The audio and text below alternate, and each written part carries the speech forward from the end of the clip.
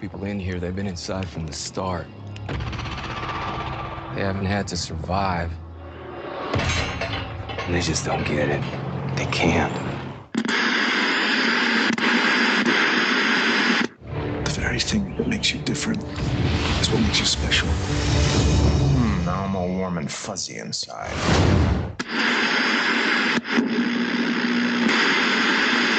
To fight for this city.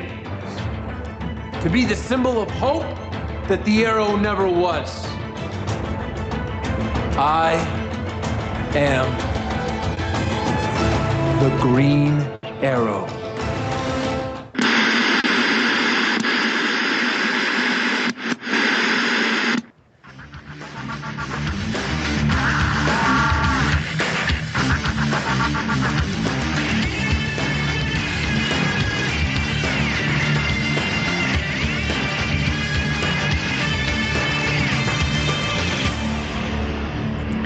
I see what you did there. You see what I did there? Someone's been watching some Jessica Jones, haven't they? Oh, two episodes in. Nice. Loving the Jessica Jones. Nice. Which we will talk about next week. That's right. Someone flashed me an Alias comic. Yeah. Just now on camera. I got the first trade paperback here. Nice. The first 9 issues. And even as you can only see, autographed by Brian Bendis. Very nice. Check it out, yo. Check it out. Nice. So there. That's Brian Michael Bendis, isn't it? Yes, it is. But I was being more alliterative. Because that would be like me calling myself Charles Gerard Skaggs. I know. It's a little pompous. Just drop the Michael. True. Drop the Michael. Plus, you're good friends with him, right? So you can just call him Bry. Yeah, we're bros. Well, he's from Cleveland. Oh, nice. So, it's just right down the road. Just up the highway there, the old 3C highway. Very nice. All right. So, welcome everybody to the Fandom Zone. Now that we've got our little in-joke stuff out of the way. That's right. Episode 34. Getting up there.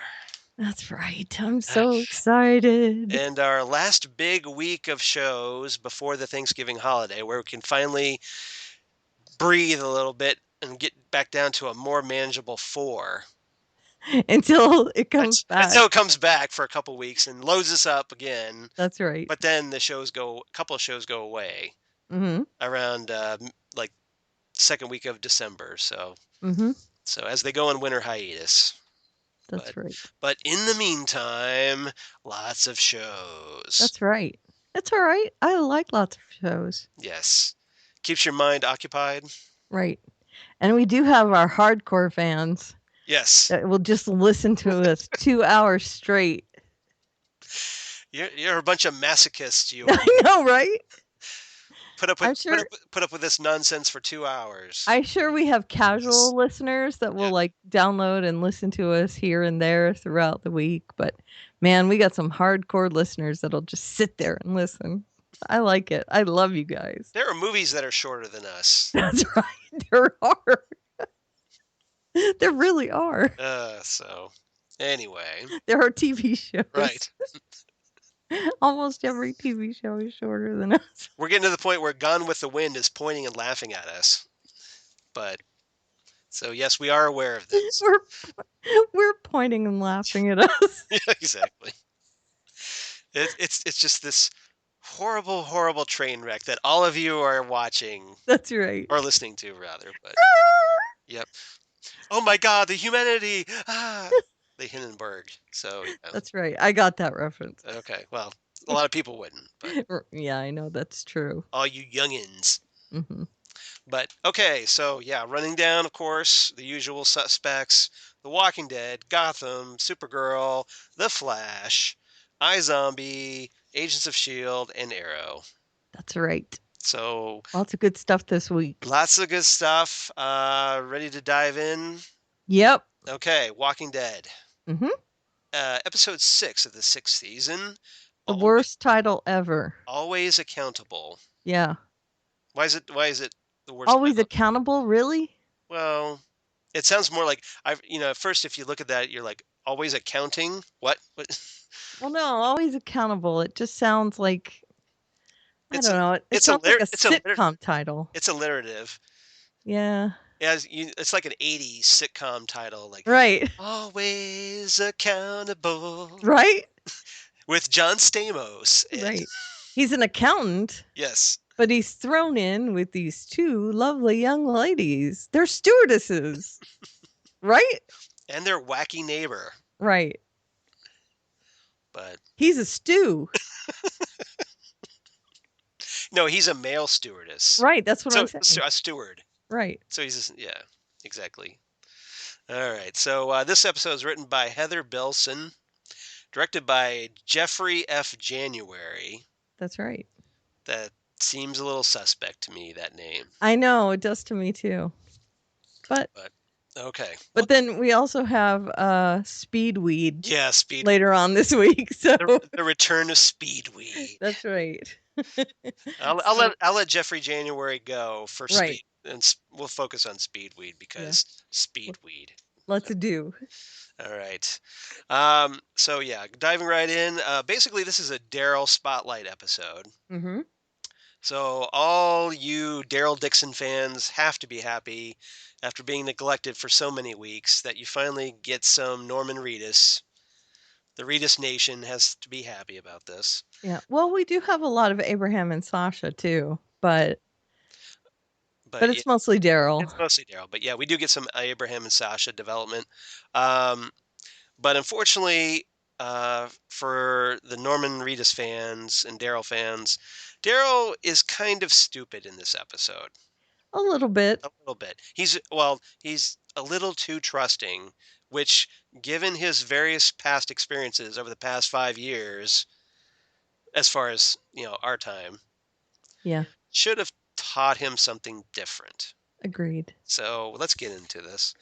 Daryl ends up getting separated from Sasha and Abraham when they get ambushed by a bunch of guys. We don't know at this point who they are, although comic book fans certainly have their suspicions. Yeah. Do you think that they're the guys that come back later in the episode? I do. Okay, I do too. I do too. I just think that this group is encroaching on the territory, so they're moving in, setting up, future episodes, and this is our first good tease of them. Right, and these are not the wolves. No, these are probably the saviors. Right, Negan's guys. Negan's groups, yes. So, especially since they've cast Negan, it seems it'd be very surprising if it wasn't the saviors at this point. Especially since one of them was actually identified in this episode as Dwight. Right. Who's one of the saviors. Right. So, yeah. But I wondered if the guys shooting were. Right. If you thought the guys shooting were, and I do. I think they're the same. Yeah, I think maybe they were trying to break away. Yeah. That's the feeling I got, that maybe they were trying to strike out on their own. Okay. Or at least Dwight was trying to protect his family. Okay. But we'll see how that goes. But so anyway, Daryl gets knocked out. He gets captured by a trio of survivors, Dwight and his 2 kids, Tina, the diabetic, and the other one. Right. Who doesn't get even a name, as far as I know. So they suspect that he's part of the group that was trying to attack them. Mm-hmm. Which, of course, he's not, but they don't know that. So they take him to this fuel dump, hoping to find a truck. Patty. Yes, Patty. Thank you, because I forgot that name. So, because that's an obvious name for a truck. Right. Well, it has Patty on the back of it. Yeah. Not Patty Spivot from The Flash. Let's just keep that straight. No, I wouldn't want to kiss that Patty. No. But yeah, they're a little surprised when, guess what? The truck's gone. Yeah. Someone took her to the woods and hit her. Yeah. Now you notice there's a bookmark. There's a bookend. Right. Where Daryl drives the motorcycle into the woods and he covers it up with branches. Right. And then later in the episode, he trades it in for Patty, which is also covered up with branches. Right. So I just thought that was interesting. It is interesting. Bookmarked the episode like that. Yeah, So. well, they also bookended it with the crossbow Mhm. because here at the beginning of the episode, Daryl gets his crossbow taken away Right. when he gets kind of captured by Dwight and his daughters, presumably. Or friends or something. I Yes. don't know what they were. Yeah, I don't know what they were either. They kind of looked like they His could have been group. his group, yeah. Yeah. But so Daryl eventually gets an opportunity to steal their gear, and Mhm. he takes off. Well, and his gear back. Yeah, because he recovers his crossbow, but in the process, when he recovers his crossbow, he finds that the group was carrying this cooler of insulin. Right. For Tina. Yeah, for Tina. So automatically, guilt. You just took a diabetic's insulin. Sorry, they took your crossbow. That's what I'm thinking. But Screw you. yeah, That's what I would say. all you need to say is just claimed and move You on. don't know. You know what I would do? What? If he's that guilty, just take the crossbow and whatever else you want out of that thing and drop the bag there. Right. And if they find it, they find it. If they don't, Too bad. right. Yeah. They took all your stuff. But again, Daryl not being the smartest. No. Do you think Rick would have done that? Rick wouldn't have gone back. No, Rick wouldn't have gone back. No. Carol wouldn't have gone back. Nope. But Morgan would have, but then we Morgan know would. how Yeah. we know how Morgan's doing this season. So Yeah, exactly. Catching up with Abraham and Sasha, they start looking for Daryl in this nearby town. They decide to camp in an office building where there's this one walker kind of trapped in a glass meeting room, like a fishbowl. like a It's a vestibule or something. It's yeah, like a fishbowl. fishbowl. Yeah. Yeah. So he's like, kern, kern, as he's banging against the glass. I think it's funny that it's an But he can't insurance office. But he can't break through the glass. No, he can't. Yeah. It's plexiglass or something. Yeah. I think it's pretty funny though, because it's like insurance, and of course, there's absolutely no need for insurance anymore. Thank God. But there they are, right? There they are. Yep. And why was there a full suit of army, a full army uniform in the closet? Well, unless maybe there was like an army presence in that town, and they kind of held up in that office for a while. Could. Like on Fear the Walking Dead? Yeah, could have been. I don't know. Just speculating, but yeah, that's the only thing I could think of. Or the guy who worked there kept it there. That's true. Maybe it was a weekend, reserve. ROTC. He's a reservist. Okay. So yeah. So maybe. Abraham looked pretty natty in that. Yeah, it was one of the hilarious things where he comes in all dressed up. Yeah. In military, in a military outfit. Yeah. And he's all proud of himself with this big handlebar mustache. Right. And his somehow perfect coif. I know. Which I don't get because I know. Every hair gotta have a comb somewhere. Every hair is immaculately perfect. I know. Somehow. Right. In the iZombie apocalypse. His mustache is almost like mutton chops. Yeah. It's mutton chops on the front of his face. So do you think Eugene respects Abraham's hair game? Oh, yes. I would think. Yes. Maybe that's why brothers in hair. Maybe that's why he followed him around and trusted him. I think so too. Yes. I respect the hair game. Yes. He looks up to his hair game. Yeah, exactly. Yeah. So Sasha and Abraham end up discussing stuff they did in the past. Mm-hmm. Where Sasha eventually concludes that everybody is accountable for their own actions. Right. Well, she's upset about taking the boy to see Peter Pan. Yeah. Uh-huh. I'm sorry, she was on Once Upon a Time. Yes. Oh, was that what it... Oh, okay. Yeah, she kidnapped Henry. I was trying to figure out where you're going with this. She kidnapped Henry and took him to Neverland. Got it. Right. Okay. I did actually saw those episodes. I just didn't make the connection that was Sasha. Oh, no, that's her. Oh, really? Wow. Yeah, that was her. Okay, because that's about the time I stopped watching after the Neverland stuff. Okay. Yeah. That's when I checked out. Yeah, she and Ethan Embry worked together to steal him. Oh, wow. Mm-hmm. That's cool. Abraham goes off to scavenge some supplies And this gets kind of hilarious because he gets himself a nice rocket propelled grenade launcher. I know. With RP- lots of grenades. RPG. Yeah, he's got like 6 or 7 of those bad boys. Yeah. He stockpiles. And he was gonna get another one too. Yep. So all of a sudden he comes back and he's like, "Well, I guess I found my new purpose for living." And he's got a cigar in his Yeah, mouth. yeah. He's like he's in his zone, right? He's got his weapons, so he's like, you know, a man knows when he He when was so he's cool. trying to come on to Sasha and just being total redneck about it. Yep. Yeah. And A you don't come on to man, Sasha like a man redneck. knows. Yeah. She's not Maybe gonna go for that. I don't know. At least, I think she's kind of going well, I for it. think she is kind of going for it, but I think it's in spite of it. You think? I think. Okay. Maybe she's just looking for a little different, I I think she a sees little through it. strange. I think she's seeing through it, Okay. to be honest. She didn't like when he got out of the car the other week Yeah. and ran out, and but she sees it as him not trying to court danger, but Embrace it. embracing it. Not just that, but also, he is trying to save people. Right. And that was, he was corralling them back onto the street. Let me throw this theory out at you. Hmm. Okay.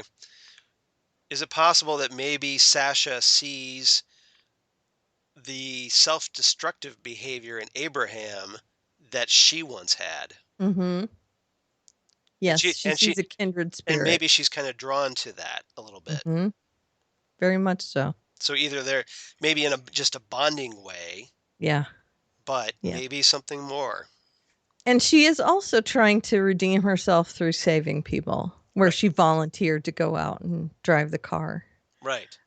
So, I think maybe they're on that same path and they see it in each other. And yeah, so they go about things in a completely different way, Yeah. but I think they both see that quality in each other Uh-huh. where it's like they almost don't care. I mean, they value life, but they say, yeah, but that's not the world we live in anymore. Right. If we die, We die. right. Yeah. It's almost a fatalistic view. Right. Yeah. Right. So I gotta wonder, what about Rosita? Right? Because I mean, maybe it's just a sex thing to Abraham with Rosita. Like maybe it's purely physical, but Maybe. I gotta think uh, if Rosita finds out about this, she's gonna get a little jelly. Yeah, she's not gonna be happy about it. No, I wouldn't think so. Yeah. So Unless, he's planning on yeah, doing the, but it's not cool, Abraham. You're doing Rosita wrong. Oh yeah, maybe there's gonna be a little bit of that happening. all those office desks and so much time. Well, they're out of the office by the end of the Yeah, episode. I So, know. yeah. I'm just kidding. Getting back to Daryl, he decides to return the insulin. I know, dummy. You can hear the exasperation in my voice as I say that. What a dummy. Dumbass.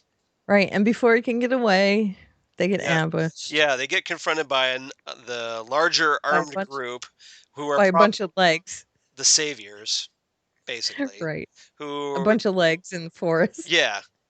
Now there was a cool bit where Daryl kind of tricks one of them into getting eaten by a zombie. Yep. That was a cool move. And then the guy comes and chops his arm off. Yeah, and they're all ready for it. They're like, okay, well, I guess you lose your leg or your arm there, Bob, or whatever his name is. Right. And I think it's interesting that the guy goes to take his watch off and the other guy says, "Get your watch after." Yeah. Doesn't he like play with the arm a little bit afterwards? After he cuts it off or something? Yeah, he's trying to get the watch off. No, is that what? Okay. Yeah. All right. But So that happens. It's Daryl gross. Daryl helps Dwight and his maybe daughters hide until. I think they were just together. All right, the group, I- whatever. All right, Yeah. Dwight's group, Yeah. the Dwight group.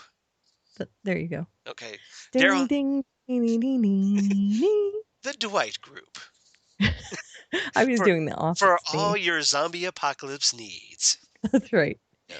Bears beats Battlestar Galactica. Right, Dwight from the Dwight office. from The Office. Yeah, Dwight Right. Schrute, right? Right. Okay. All right. So yeah, so they hide until that group of saviors gives up and moves on. Hmm. So they continue on, and then until Tina the diabetic ends up getting herself killed because Daryl is like, well, no, everything's okay. And then all of a sudden, this zombie pops out from underneath his little, like, out of his, like, protective baggie. Yeah, that was weird. Yeah, it was. Like they're Okay. cased. Well, here's the deal. Yeah. When this breakout first happened, Hmm. their group that they were with burned the forest. Right. And these people that they used to babysit for, they had said that they apparently had gone somewhere, but they hadn't. Right. So when they burned the forest, these people were stuck there. Now, I don't know why they were Yeah. wrapped up like mummies. Maybe we'll find out in another flashback or something. Maybe. Somehow I doubt it, but You never know with this show. yeah, I don't know why they were. And she went to lay flowers down, which was the dumbest thing ever because if you're dead, you're a zombie. Right. Duh. Well, so she got it, Yeah. she gets bit, and at that moment Daryl's like, well, I guess we don't need the insulin now. No worries Right. there. All that was for nothing. Right. And the next time you thanks for wasting our time. The next time you see the group is they're digging a grave. Yeah. Whoops. Yeah. So I'm assuming they have to off her. Pretty much. So Daryl thinks about recruiting the two survivors, Dwight and the other one. Right. But of course they betray him, and then they steal his crossbow again. Right. And their mantra is, we earn what we stole. Yeah. And they take his motorcycle. Right. And at this point, I'm thinking, I said this to my wife, Lori, who's like one of the hugest Daryl Dixon supporters. I said, Daryl had that coming. He kind of did. He totally deserved to have his crossbow and his motorcycle stolen from him. He kind of did. For being really dumb. I mean, it makes me angry. Yes. That they took it. Right. But he was being dumb. He totally deserved that, in my opinion. Yeah. I mean, I know Daryl's got his legions of cult followers, but well, no, that it doesn't mean we can't like him. Right. We like Daryl plenty. Right. But he was stupid. He was stupid, and he paid the price for it, in my opinion. Right. Okay. Those kids or whatever they were, millennials. Yes. They were not trustworthy, and he knew that right off the bat when they stole his stuff and knocked him out. Right. So why he would even be anywhere around them? Yes. And leave himself in a position of vulnerability. Right. Yeah. So. Well, after his huge moment of stupidity, he ends up finding a working truck. Or Patty gets that working. Yep. So he ends up reuniting with Abraham and Sasha. It's like, hey, I got my crossbow and my motorcycle stolen. Hi, everybody. Mm-hmm. And so they end up going back to Alexandria, and Daryl tries to reach Rick on the radio. Yep. Only to hear an sort of possibly familiar voice saying, help. Maybe. Well, except that Norman Reedus has said it's not Glenn. But Reedus could be lying. He could be. To be protecting the revelation. He could be. I tend to think that it's Dwight, though. I don't think it's Dwight. You don't think so? I don't think so. I think it's Glenn. It sounded like Glenn to me. Okay. So we'll see if I'm right. I would love for it to be Glenn. I'm not getting my hopes up, though. We'll see. I think a lot of people think that it's Glenn's... someone in Alexandria. because the wall broke Right. and they're getting some walkers. But the way, because of the blood that was leaking. but of last course, the week. way this half season is gone, we won't find out until 2 weeks from now I know, right? because they're going to string this along to episode 8. Right. Next week is going to be an what was her name? Ava? No, not Ava. Evie? The little girl. What's her name? Which little girl? I'm sorry, I That we forgot. thought might be a wolf. Oh yeah. Oh, shoot, I forgot her name. What is her name? Me too. Yeah, her. Enid. Her. Enid. Enid, thank you. Yeah, Next week's going to be Enid's backstory Yeah. completely. yeah. Part Just- 2. Right, her whole backstory with the wolves. It's gonna be completely. Yeah, Yeah. So and there was another goat killed. No, exactly.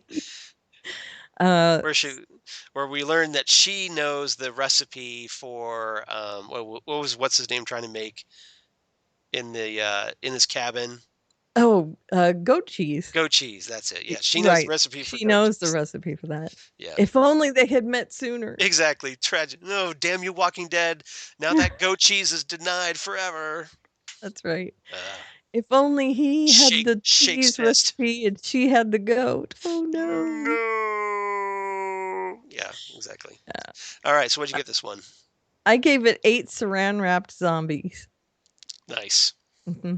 I give this one 8 out of 10 stolen crossbows. Yep. We're on the same wavelength. That was good. It was good, not great. It was Right. good, but it was good. Mm-hmm. Hopefully better next week. I enjoyed it. Yep. I actually enjoyed The Talking Dead more. Right. Because it had 3 of my favorite people on it. It had Doug Benson. Yep. Whom I love. Right. And I can't remember her name, but she was on the last season of Community. Yep. Oh yeah, I know who you're talking about. Yeah, I know. Yeah. I cannot remember her name. I can't remember her name either.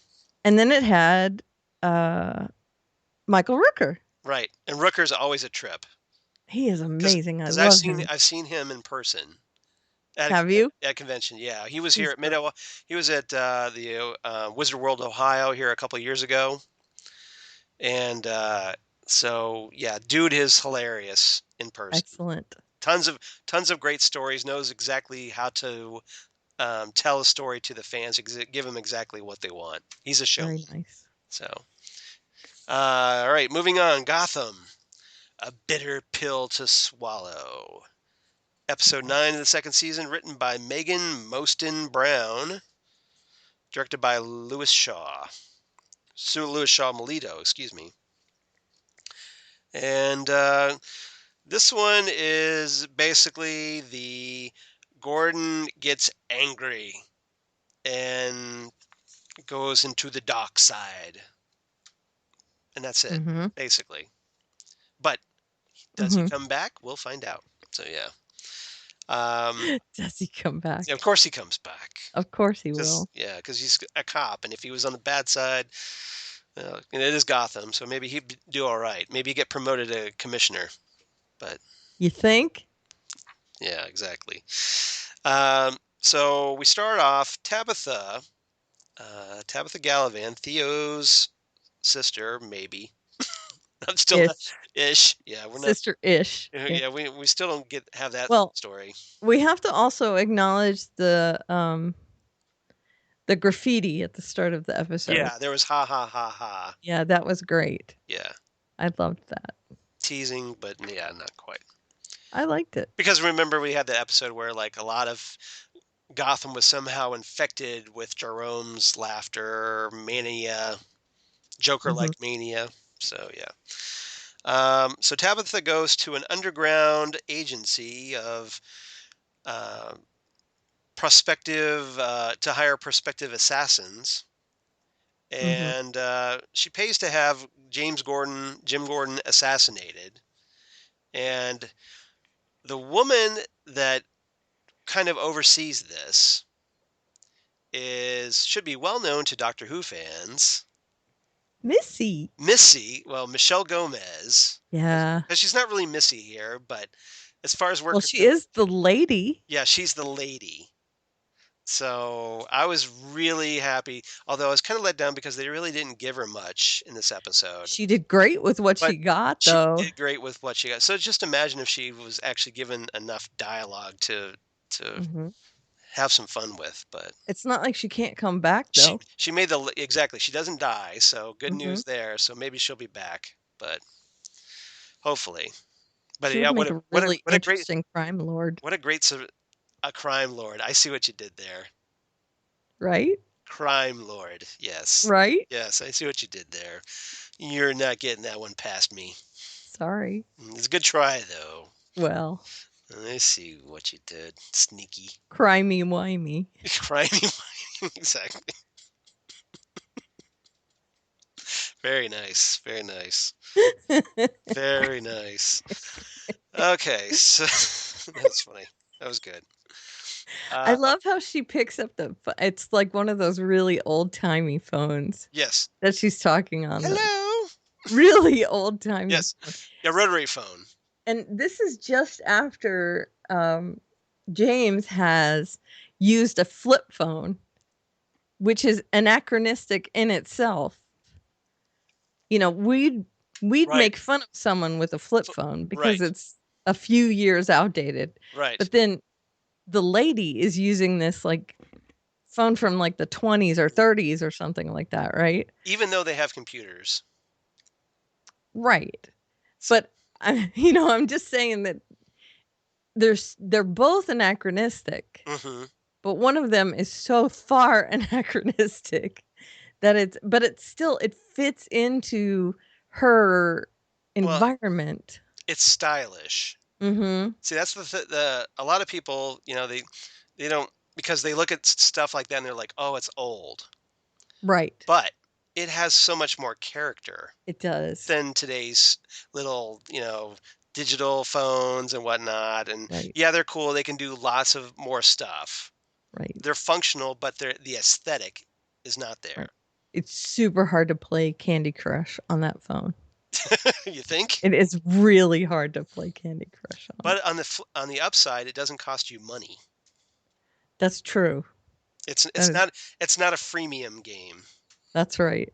It certainly as is as not. as South Park so eloquently phrased that. That's right. Freemium. Freemium. Yeah, and I loved her speakeasy too. Mhm. Very velvety and Right. royal looking. Yeah. So Very cool. I hope we get Michelle Gomez back as the Me lead. too. That was That was fantastic. great. That was just And her interactions with Tabitha. She saw through Tabitha 100%. oh yeah, transparent as glass. Yeah. All right. So Bruce tries to get information about his parents' killer from Silver. And I have to say, Shady Silver. Shady Silver. I have to say that a mirror here to the Mhm. lady would be Alfred, Yes. who is seeing through Bruce at every turn. He doesn't miss a trick, does he? And no, and Bruce is trying so hard to be cool, and he is just not pulling it off. No. No. Silver and Bruce think they're being so clever, and young Yes. teens. Yes. They're not going to get anything by Alfred. No. No. But that's when you're young. Yeah, you don't realize that maybe someone who's lived through that knows what to look for Right. is not going to fall for your crap, Right. right? They don't get it. No, they don't get They it. really don't get it that he is not going to let something past him. He's not going to let something past him. No. He's going to go look to see if there's a car out there. Yeah, exactly. Duh. But yeah, uh, so he gets stopped by Alfred, who orders Silver to stay away from Master Bruce. Right. And I do think he was already suspicious of her Hmm before Theo was arrested because of that tea comment Yeah. that she was kind of transparent. Well, I At think that probably Selena kind of luncheon. confirmed that. Yeah, but he didn't want to. No, he didn't He want. didn't want to listen to Selena. No, But he didn't. But he's smart enough to like, okay, even though I don't like Selena, maybe she's making a good point here, right, or at least something I need to watch. Right. And I'm thinking that this will be the start of them having a grudging respect for each other again. Maybe. I think it's going to be really hard for Alfred, and I think it's going to be super hard for Selena to Oh, yeah. forgive him. Oh, yeah. Especially after that punch. I don't know, slap. Oh, that's Like, brutal. she called it a slap. That was a punch. I'm sorry. I know. That This wasn't. tea really slaps you in the face. Yeah, exactly. But Shady Silver slips Bruce. Say that 3 times fast. Shady Silver slips. Slips Bruce a hotel key while she's hugging him, and then skedaddles. So It wasn't that slick. no, it wasn't. It really wasn't. Yeah, she's trying to be all cool and palm it to him as she's hugging him. Yeah. But Alfred's thinking, please. Right. Yeah. Now, I do have one question, and I have an answer already. Okay. And I've talked about this already a couple times this week. But what do you think Bruce is doing? Do you think Bruce is playing her? Do you think he suspects that she is thrown in with Theo? Or do you think he still thinks she's his friend? I think he is being stupid, and I think that he still thinks she's his friend. Because he's ready to go off at the end until Selena shows up and says, hey, I've actually have evidence to prove that Silver is up to something. Yeah, and I am dying to find out what that evidence is. Yeah. So yeah. I think wouldn't it be interesting if you find out that she's not really the real Silver St. Cloud? Oh, can we please have that happen? And then we can redeem the character. That would be great. With a different actress. That would be great. Wouldn't that be awesome? That would be awesome. We won't get it. No, probably not, but that would be great. But that's my elegant solution to this problem. Because the real Silver St. Cloud would be good. Yes. I think that there's a part of him that suspects that she is not his friend, but he wants to think that she's his friend. Because she's the only girl really paying attention to him and flirting with him and giving the time and tight with Theo and if she can get that information from Theo for him, right, then he's gonna do whatever it takes. Silver's really Bruce's only lead right now. So so whether he believes it or not, and I think he does, but he's gonna hang on to whatever thread there is. Yeah, it's gonna have to be pretty damning evidence. So we'll see. We'll find out next week. But for now, next bat time. Same bat time, same bat channel. Right. Yeah, exactly. Same Master Bruce time, same Master Bruce channel. Right. Since we're not quite there yet at the bat stage. Gordon and Barnes, his Captain Barnes, investigate Theo's condo for evidence following his arrest last week. Those killers that Tabitha hired show up, but Gordon and Barnes fend them off. Barnes gets severely injured in the process as there's an artery in his leg that gets severed. Not good. Gordon's like, if you get up, you will die. Yeah. Well, it was bleeding pretty bad. Yep. It should have been like a Monty Python to squirt it out of there, like a Vic fountain. Right. It's just a scratch. Yeah, like it's just a flesh wound. Keep pouring out everywhere. He did say something like that. Yeah. It's just a flesh wound or something like that, and I was like, yeah. You're really? thinking of Black Knight? Black Knight, yeah, exactly. Yeah. But some reinforcements show up, but then those get taken out by big hitman Eduardo Flamingo. That's right. Ding, ding, ding, ding, ding, ding. Yeah, Flamingo, played by Raul Castillo. He was so good. He was good. Flamingo's a character that was recently created by Grant Morrison. Can you tell? Exactly. Yeah. Being so flamboyant. That's right. And also weird. Yes. Yeah. I loved that, and I don't know whether it was deliberate or not, but I loved that kind of nod to Reservoir Dogs, where he had the guy's ear in his hand and he was tied to the chair. Right. I'm assuming it might have been a little nod to Reservoir Dogs. Probably. And then the guy's, making noises in the background, and he can't hear on the phone, and so he just goes blam and shoots him. Shut up. I can't hear. It was funny. Just needed some Steelers Wheel playing, Stuck in the Middle with You. Yeah. Well, I don't know if it... Came here tonight. That's it. Yep. And I don't know if I'm feeling all right. Yeah. Then anyway. I wish I knew all the words to that right off the top of my head. Exactly. I should have had that set up on it as a sound audio clip. Well, except you didn't know I was going to bring it up. I didn't. So, oh well. So Gordon ends up fighting Flamingo, and sticks a gun in his mouth, like he's ready to do him right there. But then at the last minute, he stops himself, and he's like, "Nope, too far," and he backs off. And like, I'm okay now. I got that out of my system, which seemed okay. See, I had a kind of a big problem with this, like, oh, I'm angry at everything. I'm gonna go out and I'm gonna be tough and get mad and get in trouble with Captain Barnes, and then I'm gonna go to that breaking point, and then I'm just gonna reel myself back in. It's all good, right? Yeah. Doesn't that kind of like jar you a little bit, like it jarred Yeah, it me? was weird. It was weird. You're right. It's like we're trying to make Gordon a badass, so we're gonna push him to the limit, and then he's gonna rein himself in because he's the man. Right. Yeah, whatever. So he tells this officer that helped them during the this big shootout with the other hitmen, that Officer Parks, that she did good.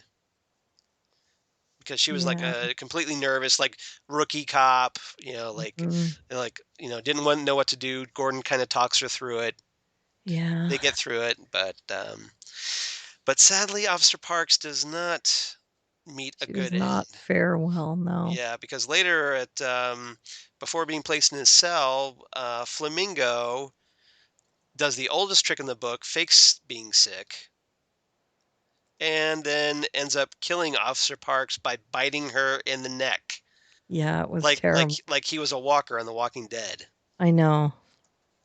It was agonizing. And he didn't have any fava beans or nice Chianti to go with that. No, he did not.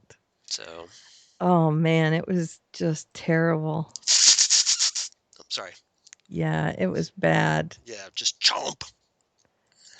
I felt terrible. Yep. And then the really heart-wrenching part was when Gordon gets the phone call about it. And what happens is Lee answers the phone, and then Lee tells Gordon. So she has to tell him about, like, oh, this cop died. Right. And she's telling him, I'm glad you didn't give in to your dark side thing. And really, if he had, she would still be alive. Yeah. So there's the lesson there that. So I guess I have to be darker. That maybe. Yeah. He has to respect his instincts sometimes. Right. So now he's gonna, he has to weigh that. Well, I believe in the law versus what's the right thing. Right. If only I had a vigilante to take care of these problems for me. But maybe someday I will. Well, wait about 15 years. Yeah, really. Well, Bruce needs to start working out because he's still a scrawny little kid. He really is. He's really scrawny. I'm afraid he's going to blow away in the wind. He is a little naive still. Yes. He needs some. Needs to hit the weight room is what he needs. He needs some toughening up. Yep. Go work out some of the adolescence on the weights. That's right. We also have a bit of a delicious side story going on, too. Oh, yes. Oh, you're talking about between Edward Nygma and Oswald Cobblepot? Yes. Yes. This was one of the reasons that kind of lifted. See, I was a little down in this episode because I thought Angry Gordon was kind of stupid. Yeah, but this part. But this redeemed it a little bit. That's right. Quite a bit, actually. So, yeah, Edward Nygma, after, taking Oswald in, he kind of helps him to heal up from his various escapades, various injuries, exposure among them. Oswald, he keeps telling Oswald, get back in bed. You're not able to go anywhere. Oswald's like, I don't want to be here. So he gets up and he falls down, of course. So he's like stuck there. Mm-hmm. Nigma tries to kind of play to the Penguin's like killer instincts. He gets a hold of, one of Theo's men. Mm-hmm. And he kind of like keeps him in the closet or whatever as a little surprise for Penguin. Right. And he's like, hands him a knife. He goes, here, you want to have some fun? Basically. It was so great. But Penguin's not down with it. He's kind of like initially resistant. Yeah, first he kind of scoffs at him. Well, and- he's like, being that person is what got my mother killed. right. So he's And- blaming himself for his mother's death. He's also not sure about Ed because he knows Ed is a quote unquote good guy. Right. And he asks him, well, how many people have you killed? And he says, well, 3. Two of them. Penguin kind of laughs at him. It's like, Yes, very much laughs at he's him. like, 3. Come on, 3. Loser. And he says, 2 of them I didn't like very much. But one Yeah. was the true love of my life. Yeah, it was sad when he was talking about Kristen. Yeah, and they kept her glasses, I know. which is going to bite him in the ass. It really is. At some point somebody's got to find those glasses and go, hey, wait a minute. Mm-hmm. Very much so. And then he hears Oswald humming that lullaby. Mm-hmm. He finds the lullaby and plays it on a gramophone. Right. Who has a gramophone? He's retro cool. Right. Because obviously, he's into vinyl. So he's a hipster. Yes, he is a hipster. And with those glasses and everything and that gangly look. So, yeah. Gangly with the bowling shirt. Right. It does look like a cardigan sweater, too, that he wears. So, yeah. Exactly. Edward Nygma, the Riddler's a hipster, apparently. Yep, he sure is. And then by the time you see them at the dinner table, they're singing this lullaby joyfully while they're tapping all the beakers on his table with the utensils. And it's this point after Oswald has said, I'm not interested anymore in all this stuff. He says, so where's that guy you have hidden? Yeah. It's like all of a sudden, well, maybe I am in the mood. Ed turns around like, all smile, like he's all proud of himself. He smiles. Right. He gives that big grin. That's right. Yeah. And then they go and they look at him in the closet. And they're like, well, let's have a chat, shall we? And this was amazing to see them together. It really was. Yeah, they kind of they chewed the scenery nicely. So great. It was a lot of fun. These are 2 of the campiest Batman villains. And to see them playing it dark and campy was great. Just perfect. Right, because there's this menacing overtone to everything. Yes, very much so. And dark, like really just overcast twisted. Dark. Yeah. Yes, twisty. Demented. Very twisty. Demented. Mm-hmm. Yeah. But then also there's that lightheartedness too to it, where they're having so much fun that you can't help but smile at it. They're murder bros. You want them to succeed at whatever they do. They're murder bros. I feel twisted when I watch them. Bro, you want to kill guy? Kill guy, bro. Kill guy. Bro, I mean, we have guy here. You kill guy, right? Yeah. Bro, kill guy. Wrong franchise. But yeah, bro. Yeah, it was great. The return to the Draxsuit Draculas. It was great. All right. Yeah, I dug that a lot. That was a lot of fun. Bruce tries to sneak out, of course. Yet again. Fails miserably. Bum, bum, bum, bum, bum. There you go. Is that what you wanted? Yeah, exactly. Thank you. He gets stopped by Selena, and we talked about how she says she's got evidence. That's the last we see of that storyline, which means hopefully the payoff will be next week. Hopefully. And at Blackgate, meanwhile, You love it when I do that. I do. Theo gets really pissed off at Tabitha Yeah. for sending the hitman after Gordon. He And doesn't like her motives. no, says, he tells it. He says, "I told you not to do that after I told you that not to do anything." And he tells her, like, "If you endanger my plan, I will cut your throat." Mm-hmm. So He's not happy. there's And brotherly love right there. yeah. Well, again, Again, I is am just not sure of that air relationship. quotes brotherly. Right. Now, we also find out that she's angry because of what happened to Barbara, Right. which means she is in love with Barbara, really. Yeah. I mean, Yeah, I think. See, I was thinking that she was jealous of Theo, but apparently she's jealous of Barbara. no, she doesn't care that Theo's in prison, really. Yeah. I think she's more upset about what happened to Barbara. So that's why she wants Gordon taken out. Right. She wants revenge. Yes. Yeah. He tasks her. Nice. And, Yes. so that's why With she did. hell's heart I stabbeth thee. Yeah.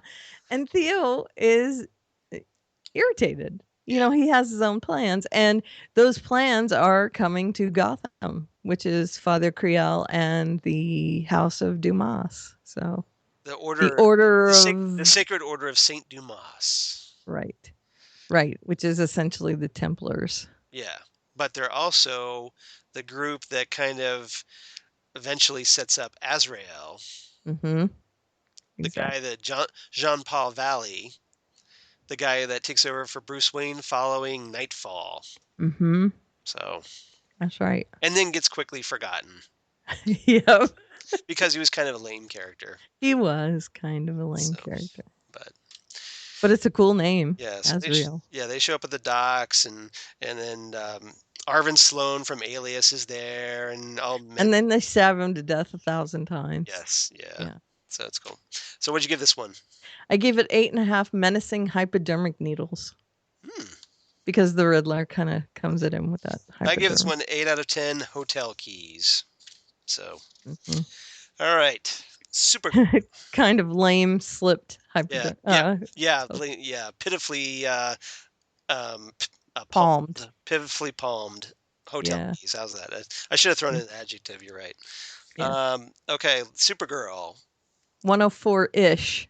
Yeah, well, because originally this was going to be the series' 5th episode, but got reshuffled really, because of there's some terrorist themes apparently in the original 4th episode, mm-hmm. At least some bombs, and so CBS either being overly nervous, or cautious, or just considerate. Yes, I would like to think it's considerate. I would like to, but I'm jaded about maybe networks, both. where networks are concerned. Maybe both. But they get a little oversensitive with this stuff sometimes. And if you're listening to this and you don't know what we're talking about. I mean, it's Supergirl. Are you really going to get offended at Some people were. Some people were, I guess, but... This was the week of the Paris attacks. So, in case you're listening and you don't have context. Right. The Paris attacks happened. In case you've been living in a cave. Well, they could be listening some other time. That's true. Good point. Okay.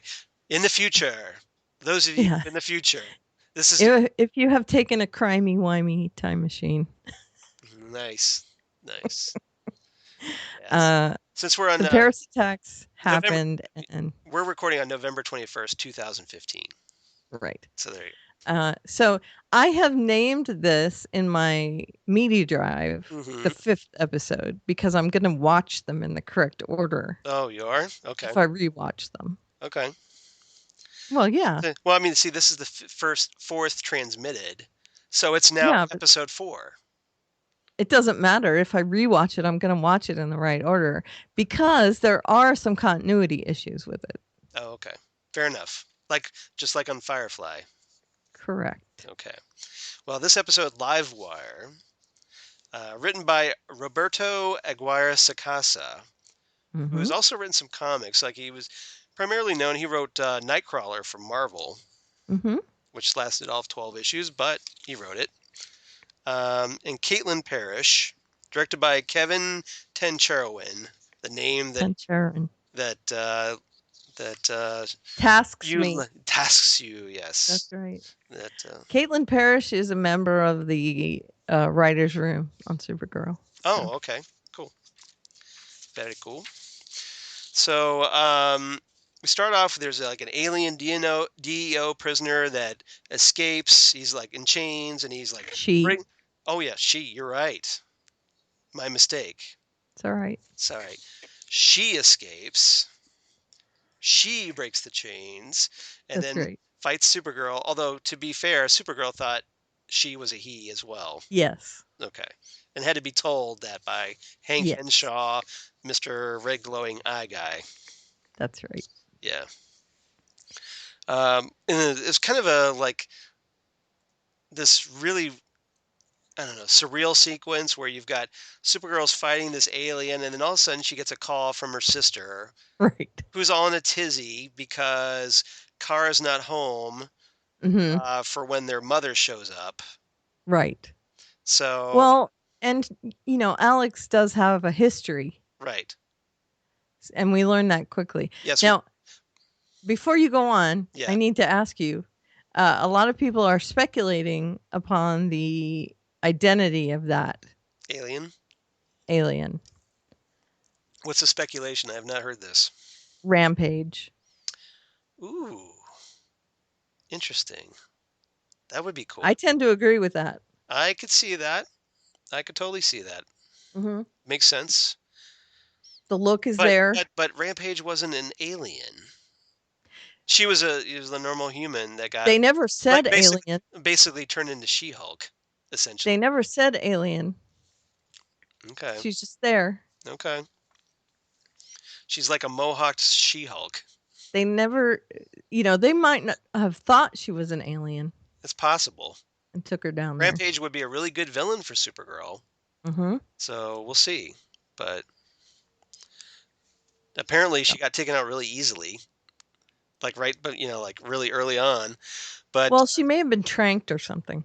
that's possible. But yeah, Supergirl's on the phone fighting this, maybe Rampage. Right. And I just thought it was just like, and I was kind of frustrated. I was like, okay, Alex, you're a DEO agent. Your sister is fighting to recapture this DEO alien that is escaping. Maybe you should cut her a little slack at this time. Right. Right. Get off her back. Well, it is a family time. I understand that. And family times are always awkward. Yes. I've got this Thanksgiving and I'm freaking out. Right. Yeah, exactly. So yeah, Eliza Danvers, played once again by Helen Slater, the original Supergirl, who still looks great. She does. She looks amazing. Aging wonderfully. Yeah. Arrives at Alex's apartment, all happy as get out to see Kara. And not so much. Not so much with Alex. Yeah. And Alex is like, well, your mom's going to be all upset because you outed yourself as Supergirl. And she's not. And she's not. She's apparently She's upset that Alex allowed her. Because Kara's right there in her costume, and she's like got her little skirt going, and she's like, "Oh, you look cute," and blah blah blah. And, yeah. Mm-hmm. And Alex is how could you let her do this? Yeah. Mean. Getting all over Alex. Yeah, she's really treats Alex like crap. Right. It's mean. So yeah, not sure why.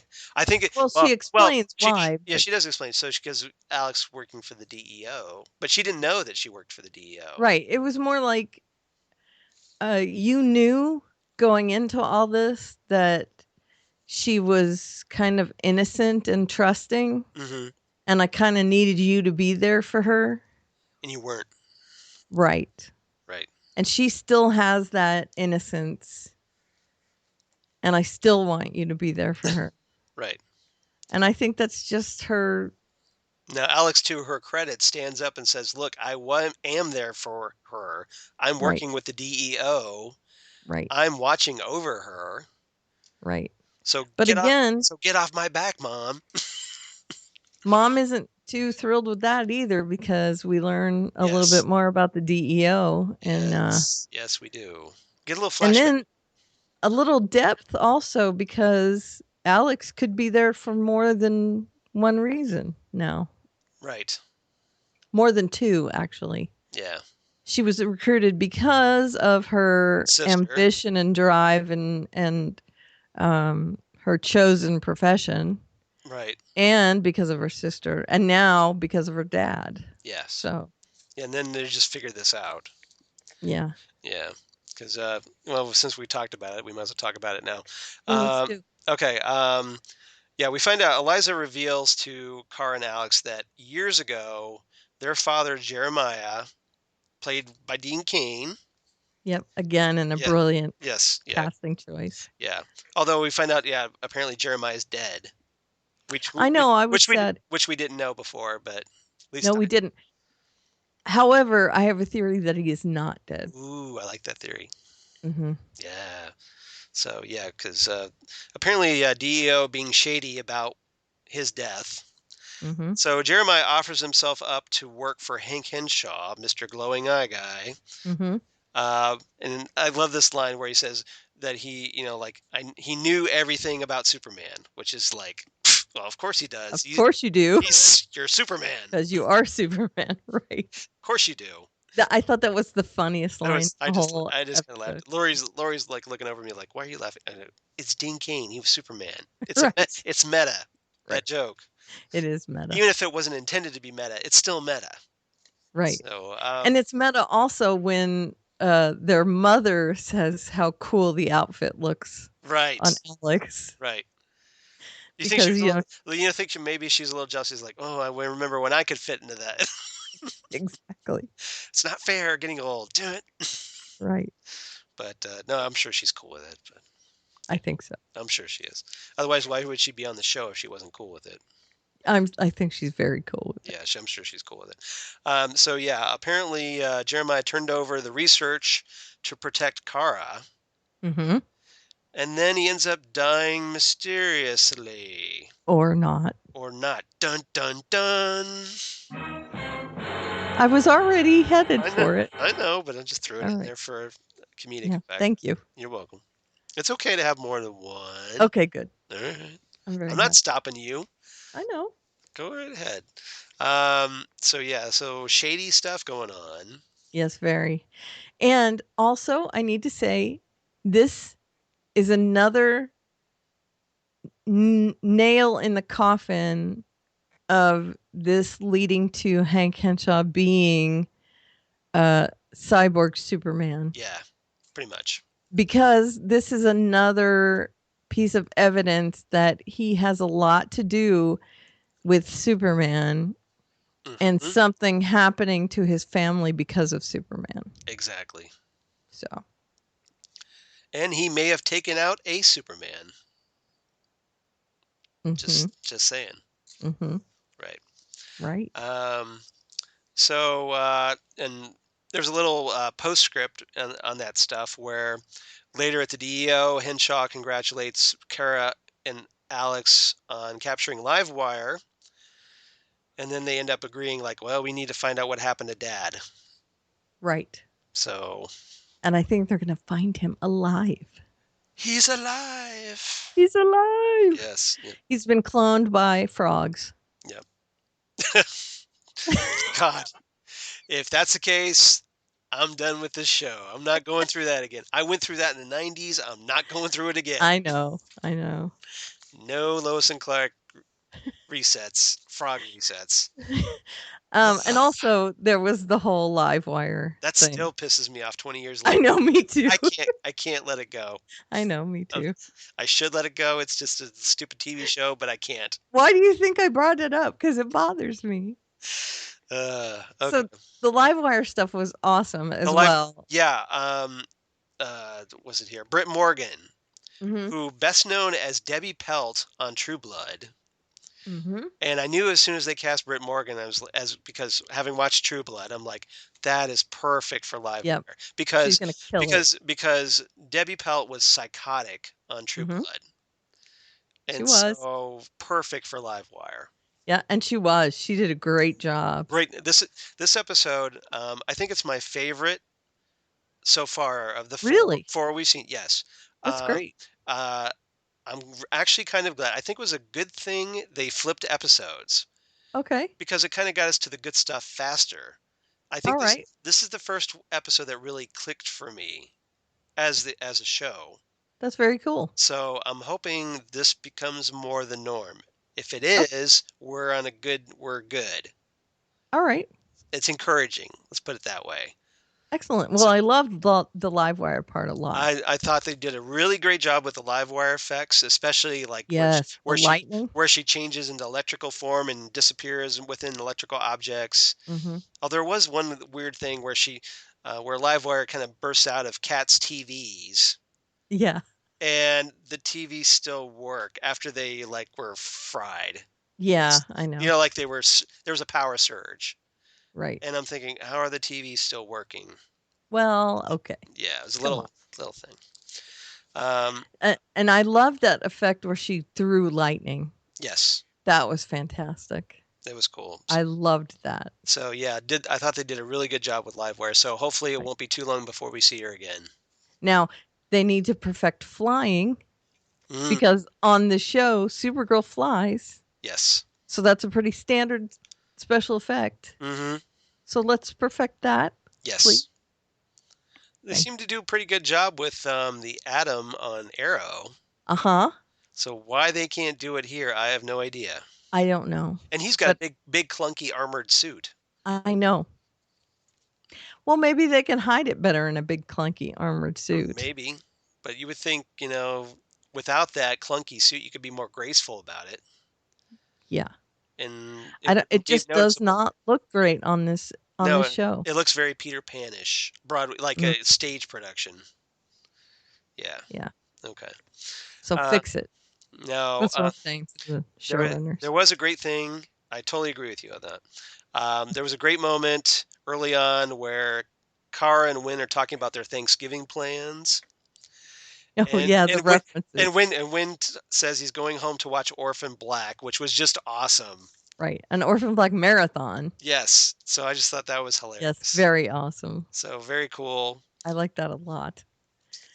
He makes more than one. He's a member of Clone Club. More than one reference. Hold on a minute. What does he say? He says. Now, granted, he could have been Doctor Who. That would have been a little cooler, in my opinion. Yeah. But He says something about the X-Files. Oh, that's right. He did. That was cool. And then the Ghostbusters reference with the little boxes to capture the electricity. Yes, yeah, the traps. Yeah. I looked at the trap, Ray. He should Right. He should have said, "I looked at the trap, Kara." Right. Don't cross the streams. Across the streams. Yeah, exactly.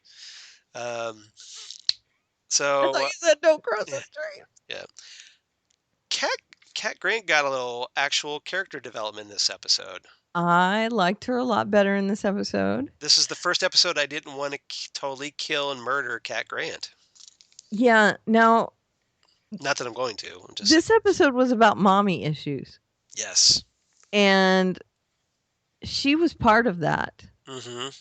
where she had been mentoring this DJ who Yes. turned into Livewire, Yeah, and it kind of backfired on her. Leslie Willis. Yeah, because she was basically like a shock jock. Get it? Shock jock? Well, that's yeah. That was her Get it? origin. That was her origin. So yeah, from the Superman the animated series, because that's where she made her Right. first appearance. But Right. And who created her for the comic books? oh well, I mean, it's still Bruce Timm. He's still Gail Simone wrote the first comic book she was in. Oh, for Action Comics. Yep. Yeah. Right. Yay. Right. But she didn't create her. Well, she did the wrote the first comic book. first in continuity. Right. Because the character first appeared in Superman Adventures. Okay. But that wasn't DC continuity. Right. So the first like DCU appearance In network. in DC Universe. Yeah. Yeah. But yes, you're right. Yeah. And there's a really So cool she got that cover- Gail Simone spin, which was fantastic. Right.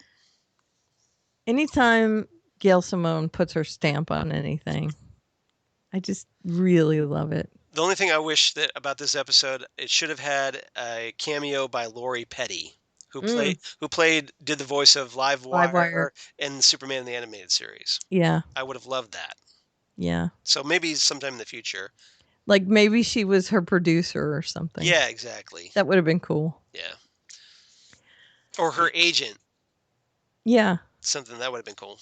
Now, the only issue I had with this episode, Yeah. and this is why it doesn't get an 8 from me, Right. is the part with James and Wynn Right. and Kara. Mm-hmm. It's awkward. Yeah. And I felt really bad for Wynn. Wynn's at the dinner table with them having Thanksgiving. And he pretty much just gets shoved to the side and shuffled out the door when they have their family fight. First, James interrupts dinner by calling and talking, and Kara takes the call instead of sitting there with her family and Wynn, which is rude. Right? Okay. And then Wynn stands up to say what he's thankful for, and they start getting in this fight, and they ignore him completely, right? I mean, it's just poor Wynn. I feel horrible for him. Can I offer some defense? All right. Maybe that's deliberate to kind of build a resentment in Wynn. Well, yeah, but he's not going to be the toy maker. The toy man. Whatever. Yeah. Toy man. But, you know what I mean. But maybe he could go down a little dark path. He is a son of the toy man.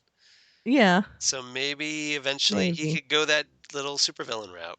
Yeah, maybe. But it was awkward, I thought. Because he's their unrequited love. So yeah, he's got to be unrequited. He's got his role is to be treated like crap, and you're like, oh, well, she should be with Wynn instead of James.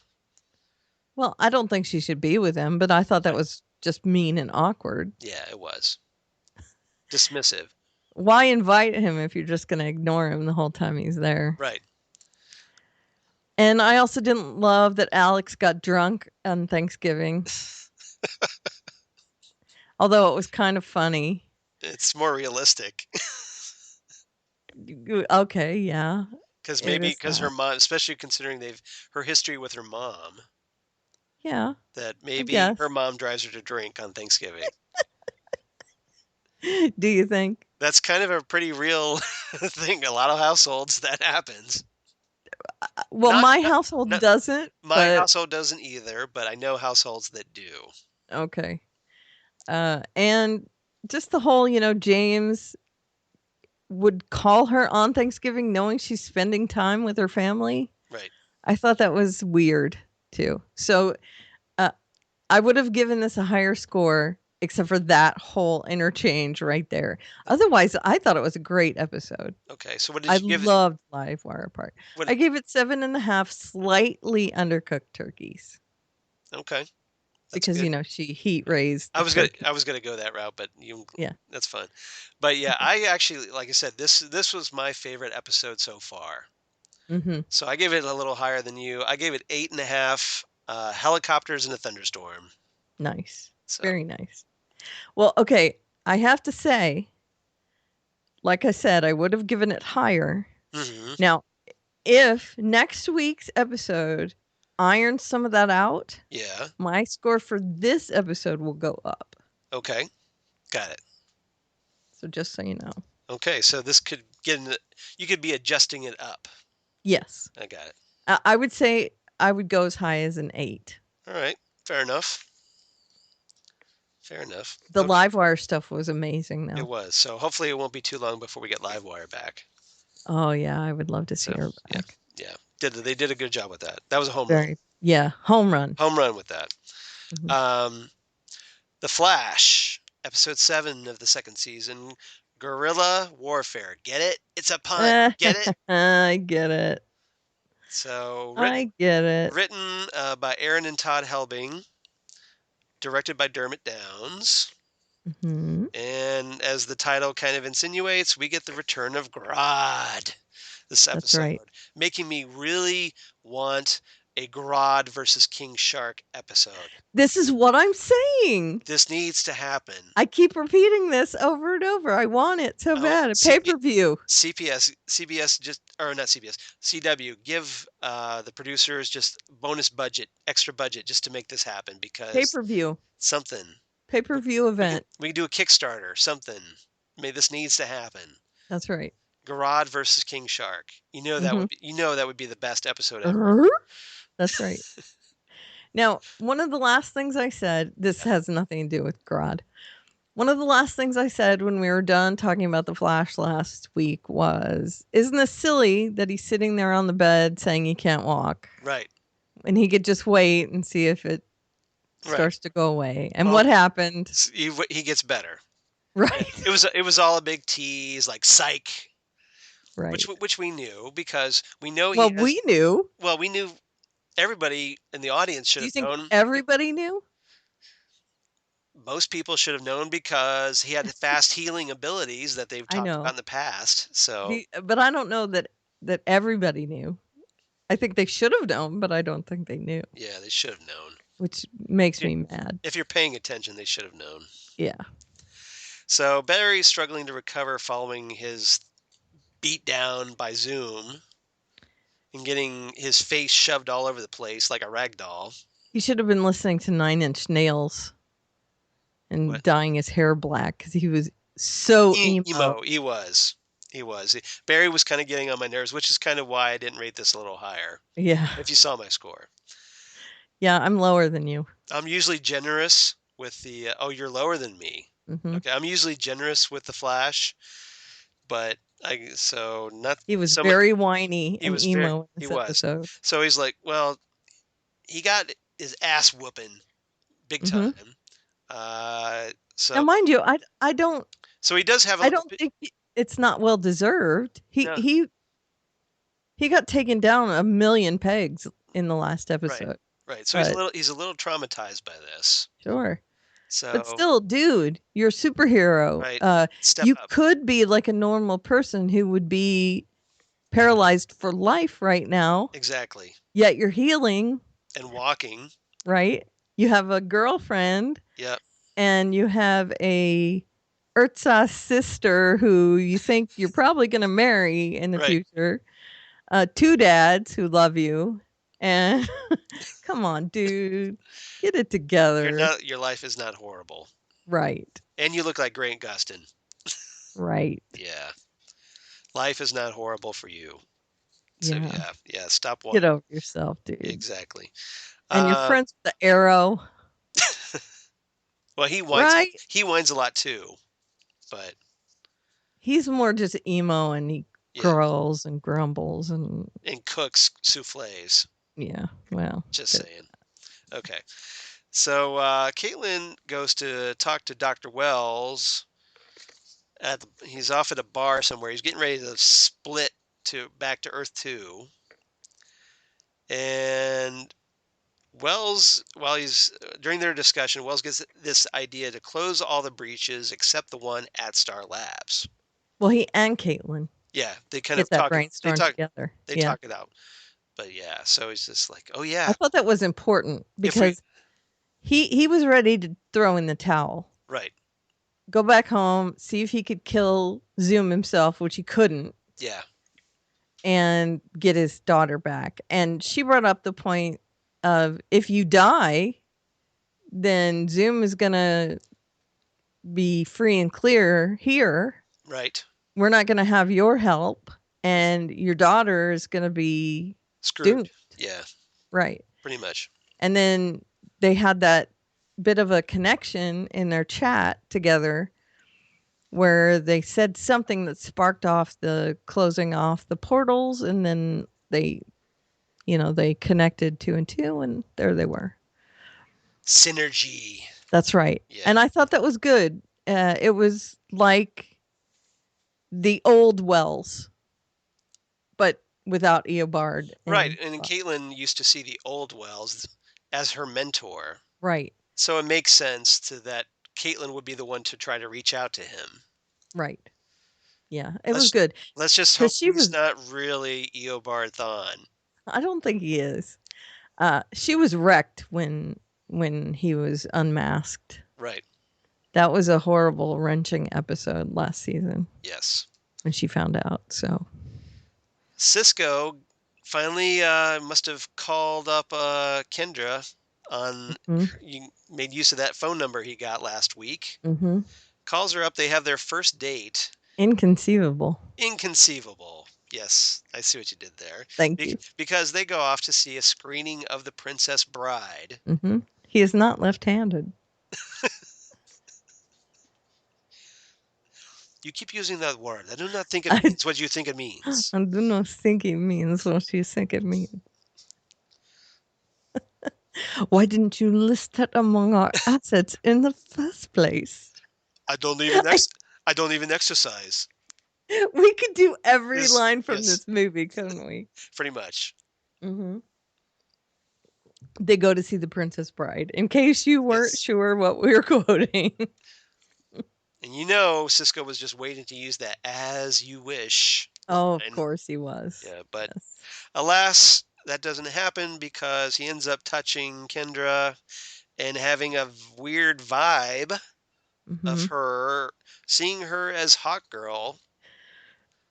Set up for another show. Exactly. But Cisco's not quite sure what to make of this, so he freaks No. and bolts on her. He thinks it's an angel, like she's gonna die or Yeah. something. But anyway. And he thinks it's a guy, Yeah, he does. which I think is amusing. A hawk man. No, a bird. He's like a birdman. It's like Michael Keaton Or Harvey. or Harvey Birdman. Yes, Yeah. Harvey Birdman. Okay. Attorney at At law. Yeah. Such a good show. Gary Cole rocks in that show. Mhm. So yeah, so there's that. Total date fail. Yeah, big time. So yeah, as the title suggests, Grodd shows up. Grodd's Mm. back. Thank God it's Tuesday, I guess. That's right. So yeah. Thank God it's Tu- Flash Yeah, Tuesday. it's Flash Tuesday. Yeah, exactly. Apparently, Grodd's plan this time is to use these scientists to steal these various chemicals in the hopes of creating more super intelligent gorillas like him. Right. Because Grodd want girlfriend. Yep. Really?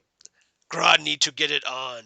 Right. I mean, he says he wants more, that he's lonely, but really, don't you just think he just wants a girlfriend? Grodd looking for action. Right. I think that's part of it. He wants a girlfriend. Right. So yeah, everybody's trying to score in this episode. Right.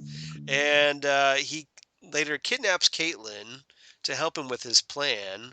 And Fay-Ray. exactly Mhm. exactly what I was thinking. She had been essentially his Fay-Ray to his King Kong. Mhm. So with Emo Barry on driving everybody nuts, exactly. We're in the zone. We're in the fandom zone. That's right. Yeah. So yeah, with Emo Barry driving everybody nuts, Iris reaches out to none other than Henry Allen. Mhm. So John Wesley Shipp back on the show after his abrupt exit I have some thoughts on that too. at the beginning. Yeah. He played Flash on another show. Did he now? I didn't know. No, of course I knew that. I know you do. I'm bringing Yes. that up for a reason. Okay, what's your reason?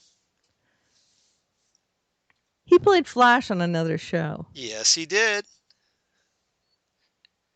So He's not in town when Zoom's around. notice that, did you? Mhm. And he's kind of got Zoom's build, doesn't he? He sure does. And his eyes look awful similar. Yep. Tenor of the voice. Yep. Yep. Yep. Just saying. Just saying. I think his dad is Zoom. Well, how about this? There was an Earth 1. I know you hate Earth 1. No. Earth Okay. One's fine. There's a Earth 1 Henry Allen. I just gave you crap about that last. I know. Okay. Earth One Henry Allen. Yeah, the one that was in prison, Iron Heights, locked Right. up. Then all of a sudden he decides to leave Right. town. Mhm. Okay. We don't know what happened to Henry, really. He says he was camping, Mhm. but we don't know for sure what was Right. going on. Right. So who's to say that Zoom didn't come in and maybe kill or somehow incapacitate You think? Earth One Henry Allen and maybe took his place Like Eobard. like Eobard. Yeah, exactly. So, and in this episode, the Henry Allen that we see in this episode that's being all touchy-feely, oh, guess what? He's actually Zoom. Right. Yeah. And Eobard's in his body. Oh, is that where you're going? Okay. Interesting. So you're kind of Well, that's what you're saying. yeah. That Eobard has taken over his body. Yeah, that could be. Or well, that's but see, I was thinking that just maybe he took his place, but there's that possibility that maybe Eobard took over his body. It's interesting. Now there was an episode of the Flash comic back in the day where the supervillain called the Top, after he was killed, his spirit took over Henry Allen's body. So it has happened before. There's a precedence. There is a precedence there.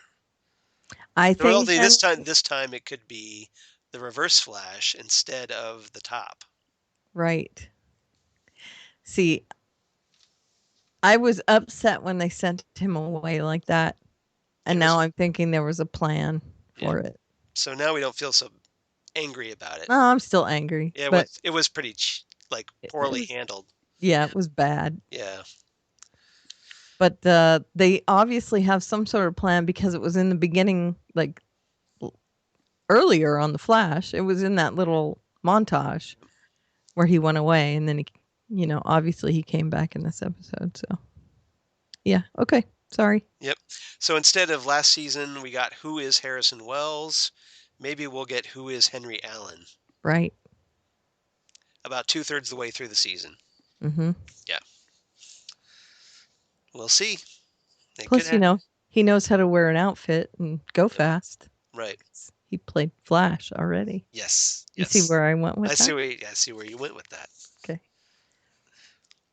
So Just we'll see. saying. Yep, that's possible.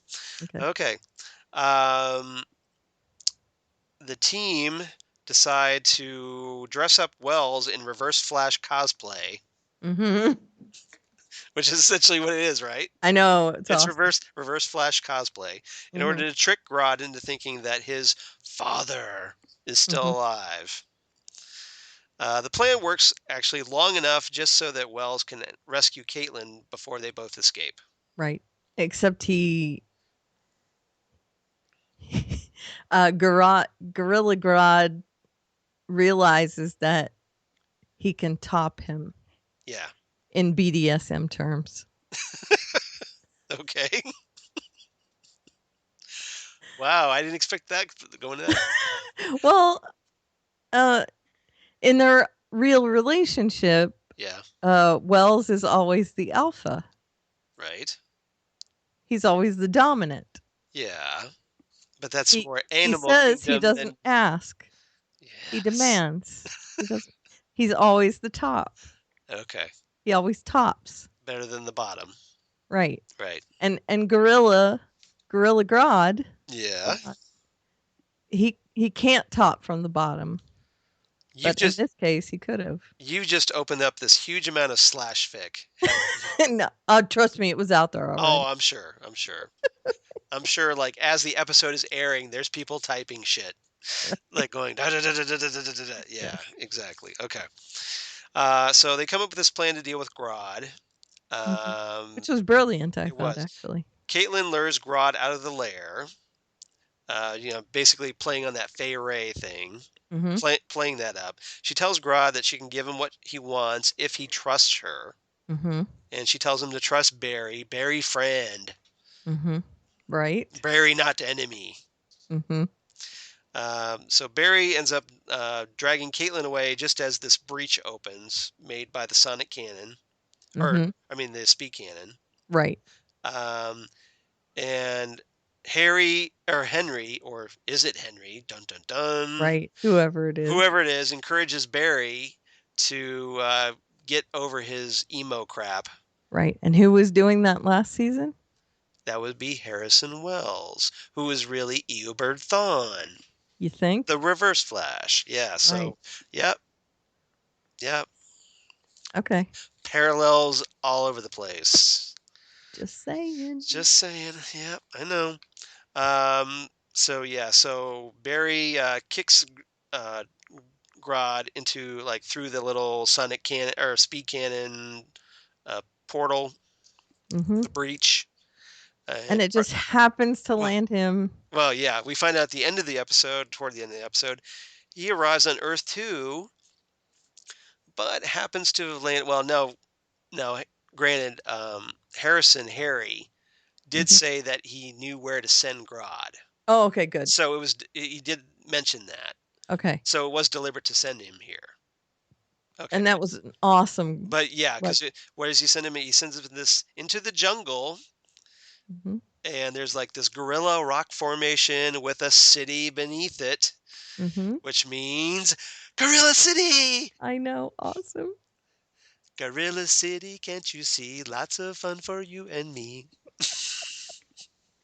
I would love to see it. Come on down to Gorilla City. Gorilla City. Gorilla City. Sunday, Sunday, Sunday. No, Tuesday, Tuesday, Tuesday. Yeah, that's true. Gorilla City.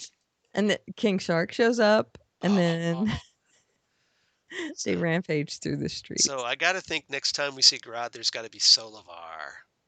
Ooh. You know, the leader of Gorilla City, Mm-hmm. Solovar. Right. That has to happen.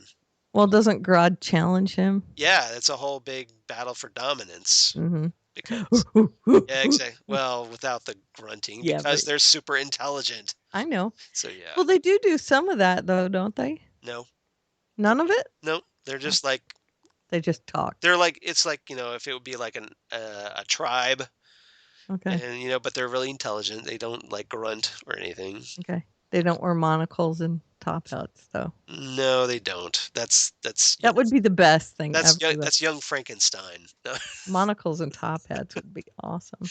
If you do, or if you go where you, Yeah. why don't you go where fashion sits?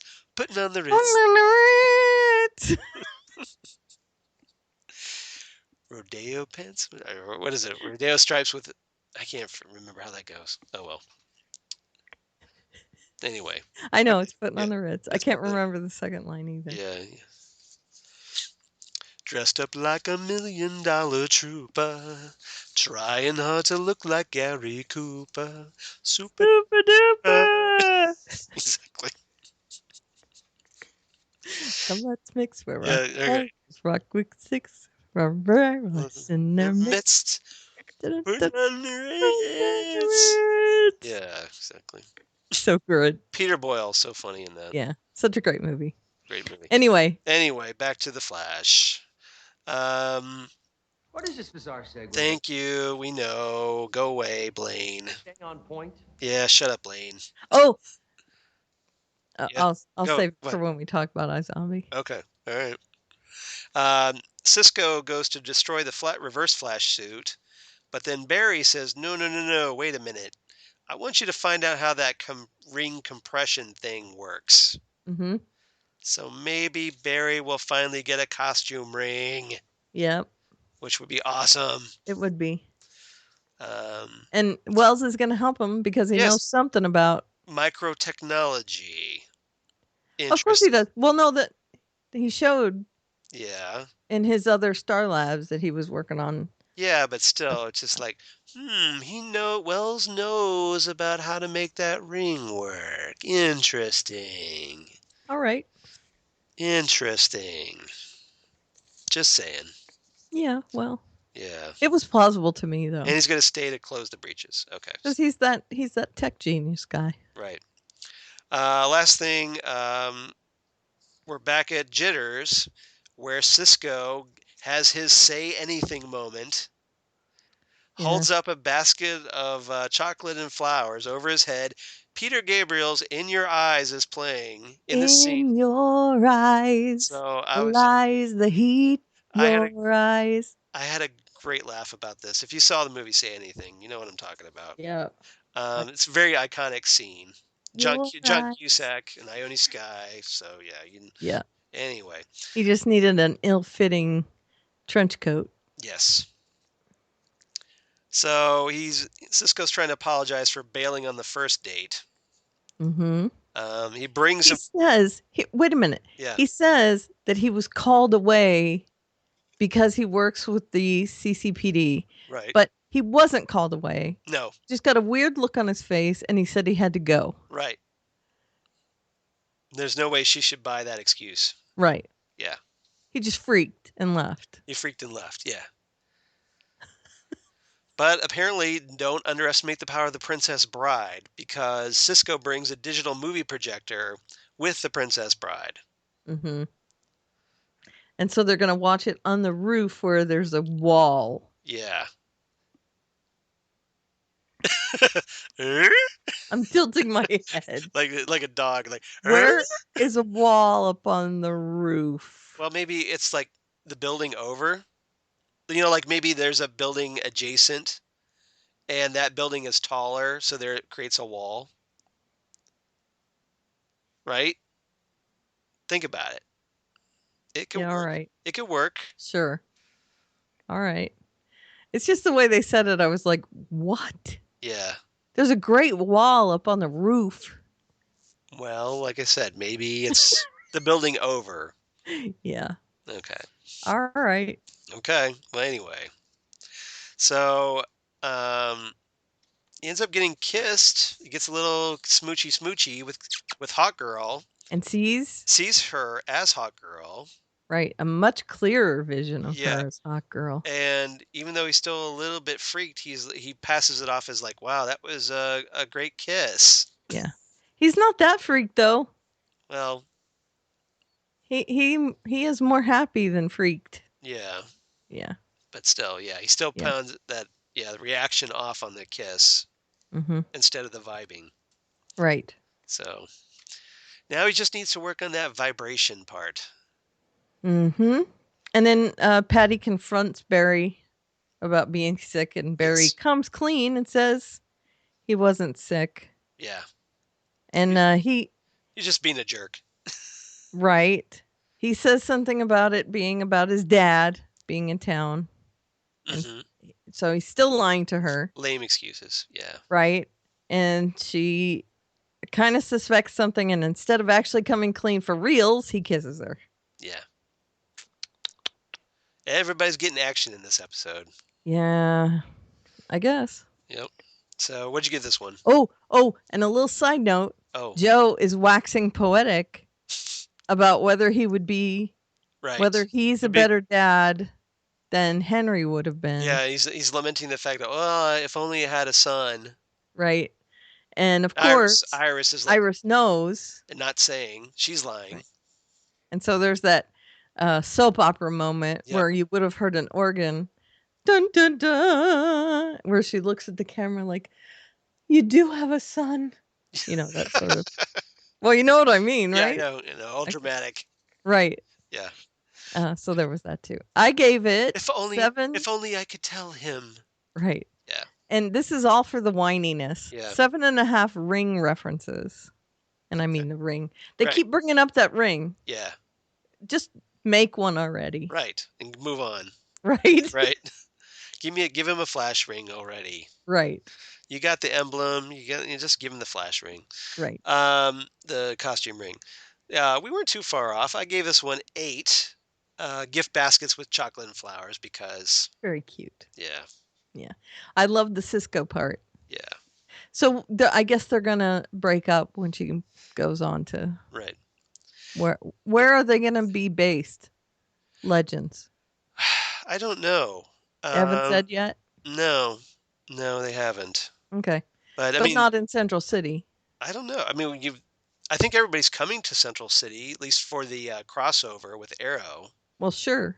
But where they go after that, I have no idea. Yeah. Okay. Yeah, so yeah.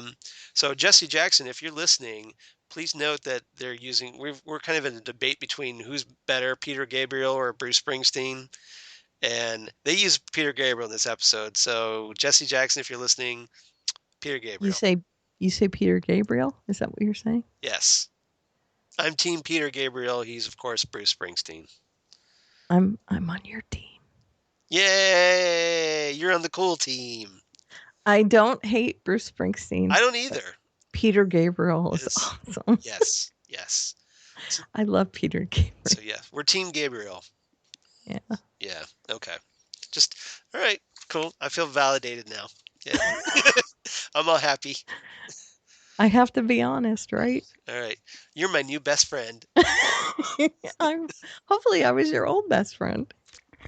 You are. You are. No, it's so not true. I wasn't. I know. What? Well, podcast best friend. No. Okay, that works. Yeah. Except for Jesse Just- probably That's was. true. too. That's true. Yeah. Now I'm cheating on Jesse. That's not good. I know. All right. All right. All right, so on to iZombie. iZombie. Now, before we start, I want to say something. Okay, go ahead. David, what's his name? The guy who plays Blaine. David Anders. David Anders. Yes. He was on last week's episode of Once Upon a Time. Right. And he has to have his hair dyed in order to be on iZombie. Right. And when he was on Once Upon a Time, Do you have a bad wig? nope. Oh. He has his hair just like it is on iZombie. And he was all, jovial and stuff walking into the room where the patient was. Right. It was Selena. Okay. Zelina having her baby. Yeah. And what's her name? The Wicked Witch, the evil queen, whatever. Oh yeah. She comes in and she says, "What's with the bad dye job?" And he says, "Why do you care?" So they even drew attention to the fact It's a bad day. that he has this horrible haircut. Yeah. And he's like, "I just wanted a change. Yeah. What's your problem?" And I was like, okay, that's great that they're like being super meta Well, you had to acknowledge it. with this. Yeah. They didn't have to, but it was wonderful. Yeah. And he has it even done all messy like it was on iZombie. It was Yeah. fantastic. He likes to wear his hair messy anyway.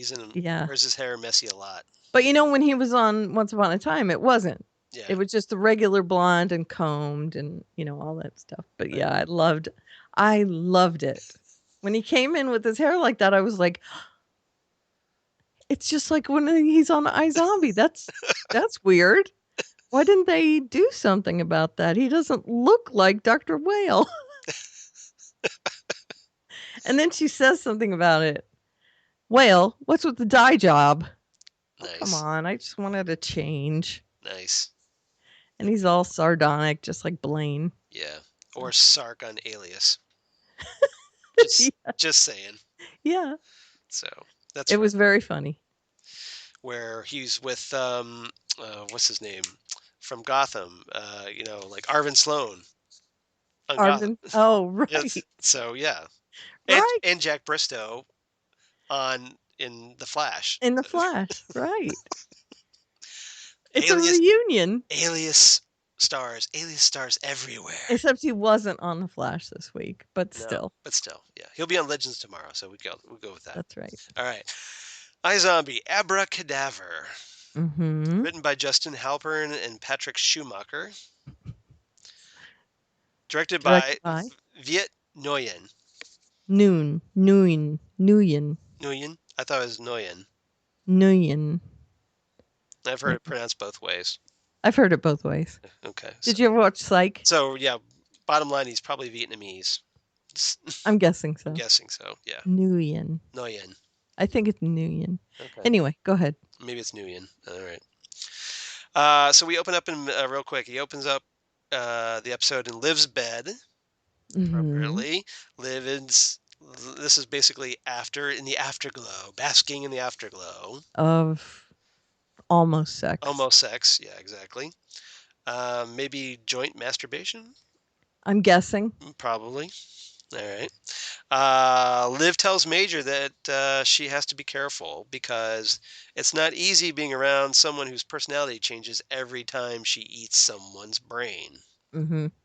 But he seems to be dealing with it. He's trying. Well, yeah. Major says, "Oh, I can cope with it. I'm cool." Mm-hmm. You're not cool. And he jokes around with it a little bit, but yeah, he tries. You think you're cool, but you're not cool. Right. There's cool, and then you're the place where cool is the farthest from. Right. He wants her to be cured. Yeah. Like now. Yeah. Right. So, the big case of the week is Clive, Liv, and Ravi investigate this murder at a magician convention called Presto Fest. Mm-hmm. I saw this one coming down Main Street. Yes. That maid was so fake. Yes. Yeah, it was too. The big revelation is that there's like a sort of Penn and Teller Yep. knockoff. Right. And Teller, I can't remember the character's name. I'm going to call her Teller. Yeah. Teller is obviously a woman in male drag. Miras, because it's smoke and miras. Yeah, that's it. Yeah. But yeah, just I mean, I'm pointing to Lori. I'm like, that's a woman.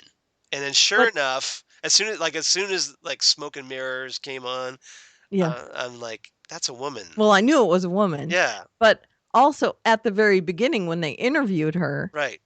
her crying was just so fake. Right. I was like, well, that's her. And then when they said she went into the room and no one else came out, I was like, okay, well, that confirms it to me. It's her. Yeah. Saw this one coming a mile away. Yeah, I did. And then when I noticed that that Mira was actually a woman, I'm like, okay, well, that's the maid. Yeah, exactly. You're not fooling us, iZombie. No, you are not fooling us. You think you're being clever. You're not being clever. We figured it out because we're pros at this. You don't even have to be a pro at this one. No, you don't. This one was not difficult to spot. Well, like I said, my wife didn't catch it, but she wasn't really paying close attention. Right. But yeah. So yeah, Liv eats the brains of this guy named Sid Wicked. And gets terrible name. Yeah, really. Gets magician skills. So it's like this week it's Liv as a magician. An emo magician. Now Ravi's digging it. He's really getting off on this idea. He just loves it. Well, he loves magic apparently. Yeah. Apparently he knows what Presto Fest is. Right. So apparently he's a magic geek. And he loves when she's doing magic tricks. Yes. How'd you do that? She's like doing magic tricks. That's amazing. Right? That's brilliant. It's brilliant. It's brilliant. How'd you do that? While we're on the subject of Ravi, his girlfriend Steph. Oh my God. There's a very hilarious and yet simultaneously embarrassing as hell scene where she plans this really awkward Guy Fawkes Day party. And she's all decked out in Union Jack outfit. Yeah, she looks like she a Union Jack flag. Like it's every wannabe Anglophile that watches BBC America. Well, and doesn't realize that what they're doing is tacky and over the top. Exactly. That have little British parties or whatever for every time there's a royal marriage or something, a royal wedding. The royal wedding people. Yes. Not the BBC America people. She's the royal wedding people. Okay, I stand corrected. Thank you. We're the BBC America people. Right, because we watch Doctor Who. Right. Yes. We're talking about the royal wedding people. Okay, royal wedding people that go over the top and they're wannabe English. Or they're Anglo Frenzy. Right. Anglo Frenzy. That's fantastic. That's a band name. Yeah, and she had all these banners and yeah, streamers and and then she was saying, "Hi, Governor." Yeah, like she's Dick Van Dyke and Mary Poppins. Oh, it's terrible. And then she gives him a lager. Yeah. Oh, you look a little peckish. She gives him a lager, and he drinks the whole thing. Yeah, he's just he just downs it. Right, that was great. He's just as if he was down the pub, really pounding him back. Right. And I guess you were thirsty. Can't get it down fast enough. He's probably he should have been give me another. Right. And I have to say, I agree with her in one regard. Yes. Where He sleeps with her and then breaks up with her in the morning. Yeah, that was kind of a douchebag move on Robbie. It was a really douchebag So move. so that And was she that. says real classy when Yeah. she leaves. And I'm And like, yeah. yeah, I'm kind of on her right. side on that one. That was Yeah. pretty bad. Yeah. Now if he would have just drank the beer, broke up with her, and left, Yeah. that would have been much better. But yeah, not a cool move, Ravi. Not a cool move. No, especially considering that he's just really the reason he breaks up with her is because he's pining over Peyton. Still, Well, and I don't think he's that into her. no, she's annoying. To But be fair, yeah, I think he's just dating her for to be sex, dating he's someone. using her Yeah. for sex, really, Pretty much. and she sees through it. Yeah, but wow, that was a huge douchebag Yeah, move. not cool. That's a major move, Yeah. not a Ravi move, but Yeah, it is kind of a right? major move, isn't it? Yeah. Blaine asks Liv to help him about the disappearing zombies. Mm-hmm. So they end up breaking into Dale Bozzio's apartment and going through the evidence she's collected. Mm-hmm. They find an unopened letter and this is pretty funny because like Liv is giving like Blaine wants to just go ahead and open it, Mm-hmm. and Liv's kind of giving him crap about it, and so he just zip. Okay, no, it's open now. Right. That was pretty Right. good. I like that. So the inside there's a letter stating that the brain that was in Lieutenant Suzuki's freezer was in fact human. Right. So they're like, oh crap, Mm-hmm. we got to cover this up. So now, yes, accomplice to major Doctoring. activities. Yeah, doctoring evidence now. This is not good. So they changed it to bovine brains. Yeah, so they changed it to a cow brain. Yeah, so yeah. What else we have here? At the mortuary, Peyton tells Blaine that that boss mob guy, the one that kind of confronted her last week, he knows that who's the district attorney's source, Mm-hmm. so he better watch out. And Right. then they kind of flirt a bit. Uh-huh. So Now, Peyton doesn't know that Blaine knows all those other people, right? right. As far as Peyton knows, Blaine is just some guy that had some information on Boss. Right. That's so it. she doesn't know they're intersecting circles. Yes, exactly. Okay. She doesn't know how deep the rabbit hole goes. Ugh. Yeah, that's going to be awkward. That's going to be messy. There are so many awkward, impending apocalyptic confrontations on this show. There are so many. That so many. And if they all blow up at once. Yeah, I don't know what I'm going to do, right? No, but yeah, they're just like, lying and secrets and cover-ups and criminal activity, and it's not bad. Yeah, Not looking good. It's just this atomic bomb waiting to go off. I wish it would kind of go off a little faster though. Yeah, I do because too. the pacing's a little. So yeah, Liv delivers this faked report to Bozios. She gets watched by this woman. We don't know who she is. Or do we? Or do we know who she is? I don't think so. Watching her from afar. We don't know why yet. But it's ominous. Ravi tries making a move on Peyton, but she says that she kind of met someone, i.e. Blaine. So, and then Ravi has to recover really bad, and then, from his attempted move, and then leaves. At Dale Bozzio's, Clive is frustrated because the brain is a cow brain, a bovine brain. Outside, a woman leaves a padded envelope marked occupant. We don't know what's in it yet. Some evidence, I'm assuming. Some, presumably, but we don't know it. Now, the question is that woman, what's her name? Liv's roommate. I don't think so. You don't think so? Mm-mm. Okay. Well, I guess we'll find out. Maybe Mrs. Suzuki. I thought it was Mrs. Suzuki. Maybe. Okay, we'll find out. Major comes home to find Liv doing a seance with a Ouija board. It says it's the woman from earlier. Okay, in yeah, the the one that synopsis. was watching Liv. Yeah. But we don't know who she was. Mm-mm. So yeah.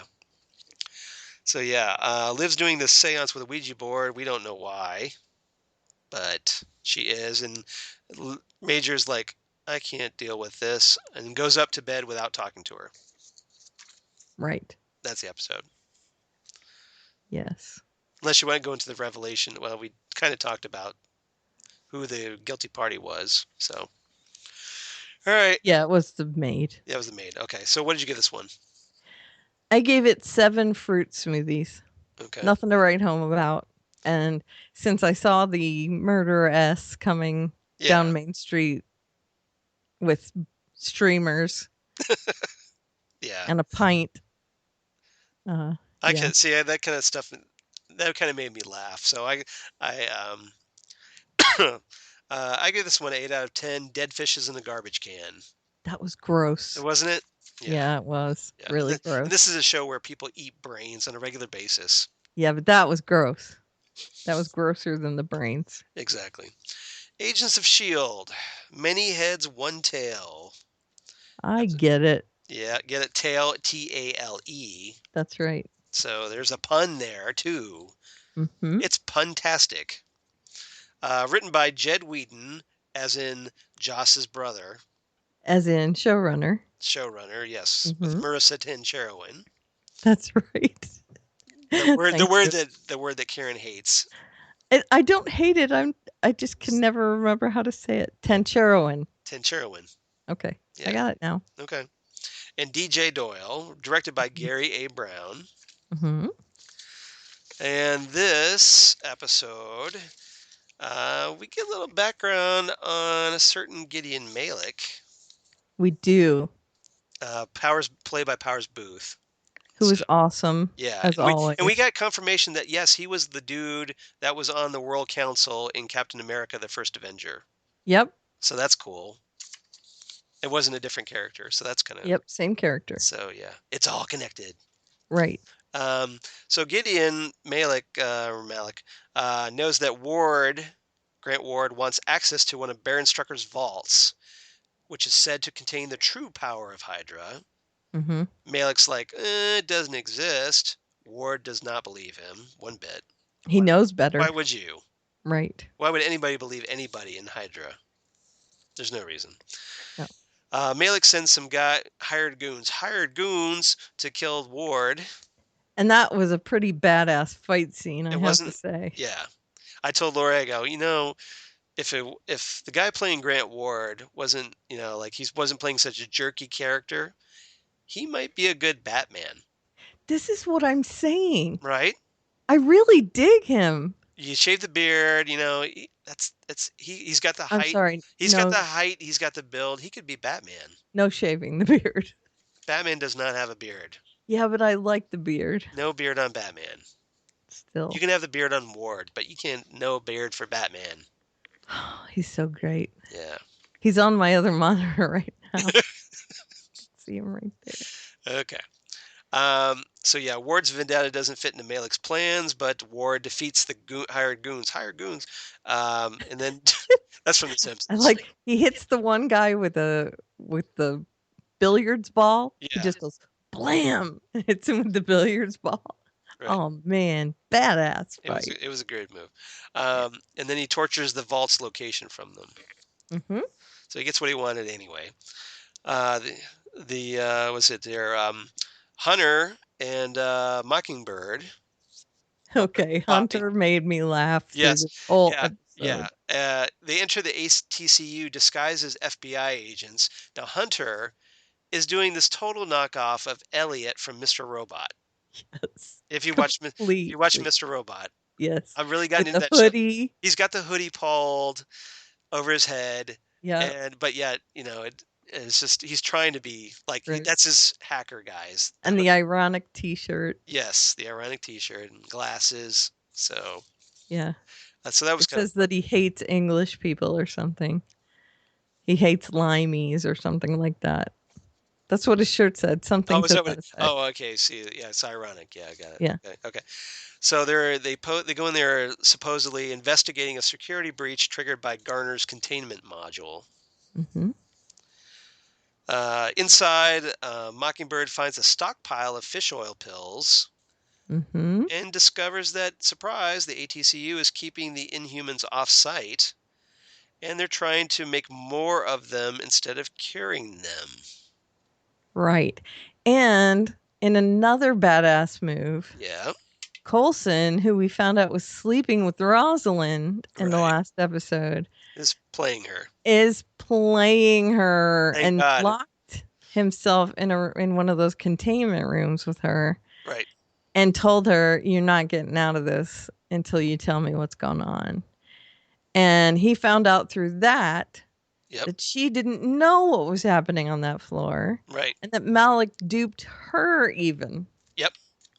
So yes, she's been working for Hydra, but she didn't know it. I know.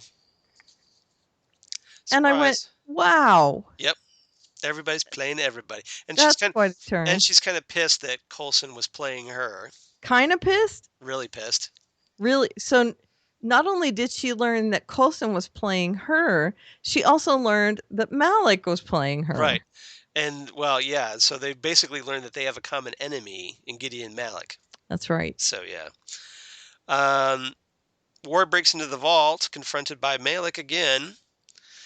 Malik wanted Ward dead, but now he's like, well, maybe I don't want you dead. Maybe I want you as my number 2. That's right. That was pretty awesome though when he lands in the vault on Yeah. that like a wrecking ball. He came in like a wrecking ball. Yeah. I hate that I know that song. I hate that I know that song too. Yeah. Damn you. Can I just say, damn you, Miley Cyrus. I know that song from Lip Sync Battle. Okay. So that's It's better. Okay, I trust you. It was from Anne Hathaway. Okay. Lip syncing to it. Okay. Whatever you Isn't say. that cooler than? No. I think it's cooler. Okay. Well, you would. So Ward pulls out this. Malik pulls out this container with a small stone cut from the larger Mhm. monolith and says, That's right. "It's a portal."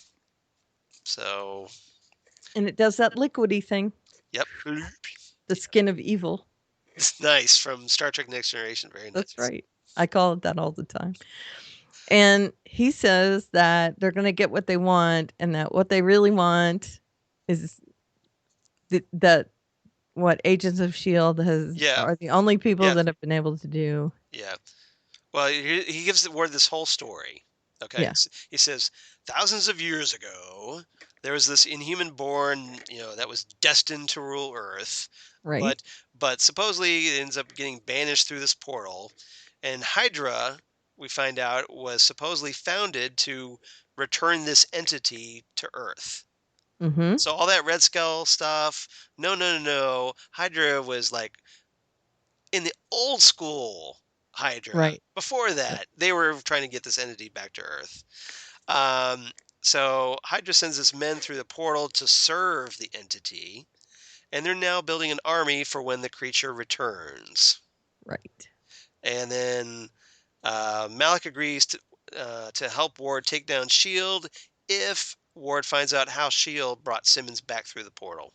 Correct. So they're really all about this entity. Right. Whatever it is. Now, do you think it's the astronaut? I think the entity is inside the astronaut. Okay. So, yeah. I'm So Simmons, in her desperate quest to bring what's-his-name back, is going to bring the entity to Earth. Yes. okay. And I'm kind of hoping that's true, but I'm kind of not hoping it's true. it's true. It's going to happen. Okay. I put money on it. Because I want Fitz and Simmons to be together. Yeah. So I don't want that astronaut to turn out to be the best guy ever. But I also like that astronaut. Well, guess what? Okay, good. Yeah.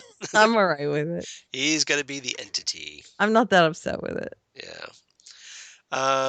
Let's see. Lastly, we have Andrew yelling from inside the pod of where he's being kept. Ward shows up, starts Mhm. pumping mustard gas inside because, hey, I want to turn Lash on. That's right. Bow chicka bow wow. Oh yeah. Really? He wants to turn him on like that? I don't think Yeah, so. I know. Ward and Lash. There's your new slash fic. I think this is what Lash is saying. Yep. All right. What'd you give this one? I gave it 7.5 or 8.5 morphed logos. Okay. I give this one 8.5 magnetized mockingbird batons because Okay, weren't they that cool? was badass Well, too. you know what it was?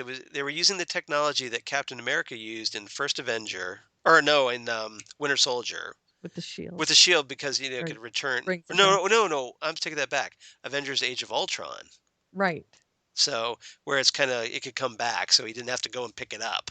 Right. But you can turn that on and off. Yeah, Yeah. So but you yeah, can so essentially, yeah, Bobby was using that technology with their batons for the effect of long Yeah. distance, like yeah, it's like And I love how Hunter just shows up in the end and hits the guy. yeah, Because Bobby was stuck in a corner there right at the end. right. Shows up behind him and goes. And Lobot was all over this. Lobot was. I loved it. I called him Lobot, and my husband looked at the screen and went, Yeah, you're right. "You're right." It's Lobot. Yeah, it was a good one. I That like was this. that was good. 8.5. Yep. Now, I thought the logo thing was stretching it personally, Yeah, but but I get it. yeah, they're trying to connect all this to NASA and all this. Yeah. Tie everything in. Yeah, yeah, all right. Okay. Last show, Arrow. I'll give it to him. Episode 7 of the 4th season, Brotherhood. Mhm. Written by everybody's favorite weird name, Speedweed, Speedweed. and Keito Shimizu. I want to have Speedweed's babies. Directed by James Bamford, who is a former stuntman, or is a stuntman, Mhm. and which is why the fights in this episode were pretty cool. They were There's some very cool. good fights in this episode. I love when Oliver uses his bow to hit people with, like a Right, like a club yeah, and he or uses a it baseball up bat. against his arm Yeah, like a batleth almost. yeah, Yeah, exactly like a batleth. You're right. yeah, Good call. it's very nice. Um, That is the nerdiest reference I've ever made on this show, isn't it? no, you just made Skin of Evil not too long ago. Okay, that's true. So Yeah, okay. You're right. I'm just saying.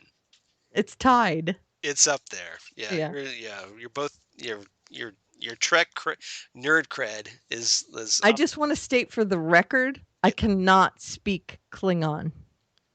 For Right. the record. No, I cannot. Sure. I can't. Okay. Well, I'll take you at your word. No, I can't. Okay. But you I'm can not speak. that. But you can speak Romulan. No, Oh, okay. I cannot. All right. Diggle gives Oliver his brother's file, Mm-hmm. which reveals that Hive murdered his brother Andy because he was criminal competition. I'm heartbroken over this. Oliver tells Diggle, "Dude, give your brother the benefit of the doubt already." Mm-hmm. But okay, we'll look into it. Mm-hmm. Oliver goes to speak at a police benevolence dinner, and who shows up but Damien Dark, and talks to Oliver about his plans to restore Starling Bay. Right. Who, for someone who uses magic, Yeah. is severely lacking in intuition if he Right. can't figure out that Oliver is the arrow. Yeah, pretty much. What, you need to think of the hold up, like, oh, the jaw lines are all wrong. Right. Yeah, like Curtis did. Yep. But yeah, so for some reason, yeah, Dark doesn't want this. He doesn't want him anywhere near Starling Bay. Duh. So yeah. Yeah, I wonder why. I wonder why. So he tells him to forget it, or otherwise he won't be unopposed in his bid for mayor. Which means he's going to run for mayor? I guess. Mm-hmm. Who else is really going to run? Yeah. No one. He brings in Slade Wilson. You know what? I'd vote for Slade. Perfect. Yeah, he's pretty much. Who else would run a city well? He Exactly. would have an iron fist, as it were. No. That's Marvel. Yeah. See what I did there? Okay. I do see what you All did. right. Okay, so at this pharmaceutical, at a pharmaceutical company, one of Damien Dark's ghosts tries to shoot Black Canary. Diggle knocks him out, takes off his mask, and surprise, who's underneath the mask but Andy Diggle. What a coincidence that he Uh, just got his file n- and he happens to take Yep. down the one guy who is his Right. brother. Now, not comic book writer Andy Diggle, Right. who Diggle was actually named after, I know, but which is kind of cool. the guy who wrote Green Arrow Year One. Right. And The Losers, which is a really great series. But, Right. I was just going to say, in some Yeah. Vertigo comics, Yes. including The Losers. Yeah, and he's writing Thief of Thieves currently for Image. Oh, cool. So yeah, which is a good series. I like that series. Yeah. What a bunch of coincidences all happening all at the same time. What the wacky coinkadink. Right. So yeah. Andy wakes up, kicks his brother, and then takes off. Mm-hmm. Which is like Yeah. Okay. Stupid. That was the one fight scene that was just terrible. Yeah, it was. Ray does a little digging into that link, does some research on this tooth that was taken from one of the ghosts. Yeah. It was the tooth that had the poison in it. Yeah, exactly. And that gets tracked back to this closed psychiatric hospital. Mm-hmm. And Curtis, Mr. Terrific, he developed some really terrific infrared glasses. I don't hear you unless you knock. So sorry. Every time I hear Curtis, that's what I hear. Yeah, I know. It should be Michael, but yes, it should be. It should be Michael Holt. Anyway, so these glasses will allow Team Arrow to virtually unmask the ghosts underneath. Mm-hmm. And there's in the later scene where they confront the ghosts, Andy tries to kill Thea. Yep. But she tranks him.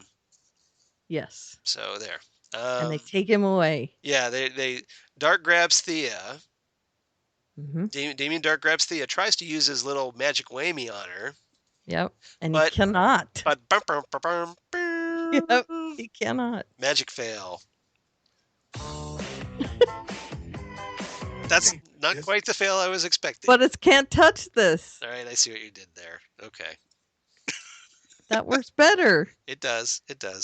So yeah, it doesn't work, and he ends up hurting himself in the process. Mm-hmm. So you get a little feedback. What they learn later is that her bloodlust goes away from that touch. Right. And that comes in play. Mm-hmm. So Black Canary and Adam get Andy out. Green Arrow's fighting the ghosts and gets help from his brother Diggle. So that was kind of a cool moment because he refers to Diggle refers to Oliver as his green brother from another mother. Mm-hmm. Essentially. Yeah, he is. I guess in this episode, he's writing off his real flesh and blood brother. And Oliver's my new bro. Right, Oliver's my true brother. Right. Yeah. That was touching. When he's not kidnapping my wife. Right. And leaving my baby alone.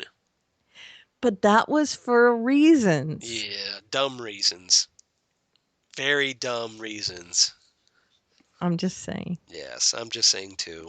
Okay. Reasons. Yeah. Because reasons. Right. See? That is what I meant. Okay. Because yes. Nice. You can tell we're at the end of this. Ray says he needs to find something else to do with his life. I'm still going to be a hero time to time. But I really like him lately, Brandon Routh. Yeah. He's getting a much more I think maybe he's not so cocky and arrogant or clueless. He's not the freshman superhero now. Yeah. So he's got a little more weight and gravitas to him. Yeah. Which is good. He understands it's not playtime. Yeah, exactly. He's taking it more seriously. Yeah. But of course, he's got to end up on Legends of Tomorrow. So yeah, I'm sure he's going to find something else to do. Oliver tells Diggle that he was right about not working with Damien Dark, Mm-hmm. which of course, duh. Right. Thea invites her dad, Merlin, over. I guess he's fresh from Nanda Parbat. Uh-huh.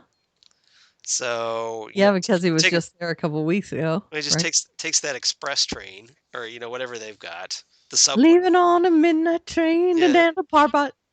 He got to be racking up the frequent flyer miles between Nanda Parbat and Star City. Doesn't sound as good. Yeah. Yep. So Merlin says that, or wait a minute, Thea tells her dad that Damien Dark's powers didn't work on her and that her bloodlust is gone. So she wants to learn how to make that permanent. Right. And Merlin is drooling at this prospect. Right. He likes this. Now, is he doing that? Is he excited because of Thea, or is he excited because of taking out Damien Dark? Yes. Okay, got it. Just checking. And there's a third reason. What's the third reason? Because there is now going to be a cure for the effects of the Lazarus pit. Good point. Well done. Yep. Thank you. So Diggle visits his brother Andy. Mm-hmm. That just seems like a really lame name for a crime lord. Andy Diggle. Well, no, just the evil crime lord Andy. Yeah, that's right? true. Doesn't that sound pretty lame? Yeah. Not really threatening. Yeah. It's much better carved into the bottom of boots. Yes. Of Toy Story, yes, I know. I knew what you're doing there. You think you can get that past me? You can't. And it's on Farscape too. Yeah, exactly. You did know that, right? What? Scorpius has his boots up on a counter in one of the dream sequences. Yeah. And Andy is written on both of the bottoms of his boots. Now that I didn't know. Yeah. Good. No, I learned something today. It's very cool. All right. I love learning Farscape stuff. That's cool. Yeah. So Diggle visits his brother, wants some answers. Andy hands the file back to Diggle, says, "Oh, guess what? It's all true." Mm-hmm. And Diggle is very unhappy. Yeah, not happy. Yeah. So lastly, we have this press event where Oliver is launching his project to restore Starling Bay. That Dark, of course, wanted him to stop. Says, "I'll never stop fighting for this city." That's right. Because I'm Green Arrow. Oh, wait. Right. Oh, did I say that? Yeah. Oliver, you have not failed this city. Yeah. Mm-hmm. That should have been his campaign slogan. I will not fail this city. Mm-hmm. That's good. Right? Yep. Okay. Anyway. So what'd you give this one? Oh, you didn't even go into the whipping. No, I didn't go in the whipping. I was trying to save time. Okay. There's a flashback on the island where the head guy says that he can tell when someone's lying, and he tells that the redneck guy's lying, and he saves the punishment for Oliver, and Oliver whips him. Yep. So we had redneck whipping. Right. And then Thea goes out on a date with the campaign manager, and when the campaign manager goes off to take a phone call, a creepy guy comes over and hits on her, and she almost beats him to death. Right. And then she has to go, well, we'll just try to be cool about me almost killing a guy. Right. They never really come back to that. But no, they don't. She could have said he was coming on to me hard. Right. He had it coming. Right. Yeah, something. Now, the reason I bring that up is because of my grade. Okay, what's your grade? Which is 7.5 next door neighbor zombies.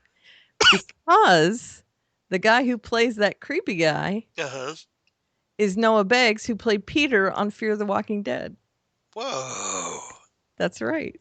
The next door neighbor zombie. That's my Neo moment. Whoa. Whoa. Whoa. So. All right. 7.5 next door neighbor zombie. I like this one a little more. I like the whole brotherhood theme between, and I just got into it for some reason. Yeah. I gave this. Good. It was good. I gave this one 8.5 out of 10. Incriminating file folders. I like the fight scenes a lot. You're right. Those fight scenes. That was the other reason I rated this high, because I love the fight scenes. Yeah. Except I for, like it when they use their bow and arrow for more than just shooting people. right, because, well, close up, you can't really, it's hard to use a bow and arrow, Right. so you can only use it as a club Right. Mm-hmm. or, I like it. yeah, or a staff, really. But yeah, Mm-hmm. but anyway, Very cool. stick fighting. Mm-hmm. So that about does it. Next week, Oh, what? Oh, well, we're gonna talk about stuff. Don't worry. I have feedback. Okay, well, let's do the feedback first then. Okay. Okay, Quick. Justina. Hi, Karen and Mm-hmm. Charles. Another wonderful week of comics on TV. And being that Thanksgiving is coming up this week, I wanted to tell you guys that I'm very thankful for many things, but definitely for all the fun that you provide here on the Fandom Zone. Thanks a lot. Aww. Mm-hmm. Okay, here we go. Gotham. 7 out of 10 moral dilemmas. I really don't want Jim Gordon to be a bad guy, but at the same time, if he would have killed that contract killer when he had the chance, that young officer, member of his strike force, would have never have died. That's what we're saying. I don't want him to be bad, Right? but in this town full of villains, sometimes I think the decision gets a little gray. Supergirl gets 9 out of 10 chocolate pecan pies, the best dessert in the galaxy. I really loved getting the backstory on the Danvers sisters and getting a little bit more information on that. And being that Thanksgiving is right around the corner, I'm glad that family was a central plot in this episode. And I'm really glad that we got a little bit more development on Kat, and I think that it's making me like her character a little bit more. And Livewire was an absolutely fabulous villain. Agents of S.H.I.E.L.D. gets 9 out of 10 tiny monoliths. We're back to my favorite storyline with Fitz and Simmons and the other planet. So Simmons was the very first person to ever successfully get back through the monolith. I'm really digging this storyline this season. Flash gets 9 out of 10 inconceivable gorillas. That was just awesome. It was totally awesome.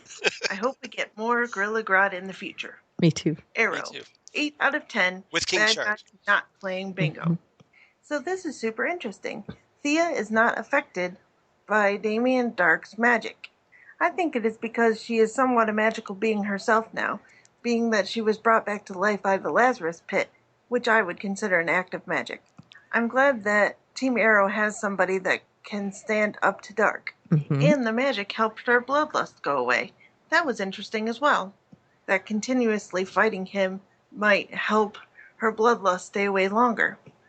I was also thinking, though, that if Thea ever did get out of control, that maybe Sarah might be the only person that would be able to defeat her because they'll be more evenly matched. They should have similar abilities, having both come out of the Lazarus pit.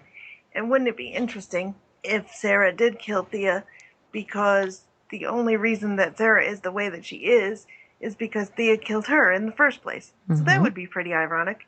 I Mhm. also think they may have to call Sarah back from wherever she has gone to help them defeat Dark because Sarah and Thea's abilities should be similar. Also, I was thinking that Oliver can hold his own pretty well against Thea and Sarah, but I think that this is possibly because that special tea that brought him back from the brink of death last season may have been mixed with water from the Lazarus pit. So it makes him stronger, but possibly not as strong as Thea and Sarah because they were completely immersed in the waters of the Lazarus pit. Hope you have a super Thanksgiving. Thank you, Justina. Thank you, Justina. Or wait, I see the evil Karen with the goatee beard. Yeah. The real Karen went away. The mirror universe Karen. That's right. I went through the monolith. Now I'm the evil twin Karen. The evil twin Karen. All right, real quick, because Do you respect my hair game? I do. I'll respect your hair game. Thank you. Yeah. Okay, go ahead. All right. So real quick, next week, obviously, we're going to start Jessica Jones because Jessica Jones, I watched the first couple episodes. Fantastic. Loved Good. Jessica Jones. So no spoilers there, but yeah. But I can't wait. yeah, it's great. I loved it. The tone is perfect. And Kristen Ritter is perfect as Jessica Jones. That's all I'm Good. saying. All I'm I'm saying. gonna put some on my tablet to watch So next yeah, week while I'm. if you enjoyed Alias by Brian Michael Bendis, see how I being brought everything full circle there, back, see and that Michael Gaydos. call back. Check Jessica Jones out. That's worth it. Yep. Loved it. So and then Karen, where can they reach us? They can reach us at Fandom Zone Cast on Twitter and search for Fandom Zone Podcast on Facebook. We are there as well.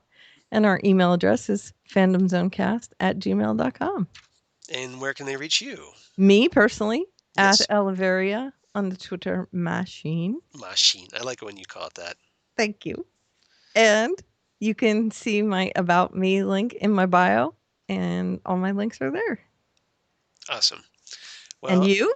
of course, at Charles Skaggs on Twitter, Mm-hmm. the Twitter machine, The Twitter machine. the Twitter machine, and The Twitter machine. and the Instagram. Thank you, Helena. You are strong like a bull. Helena from Orphan Black.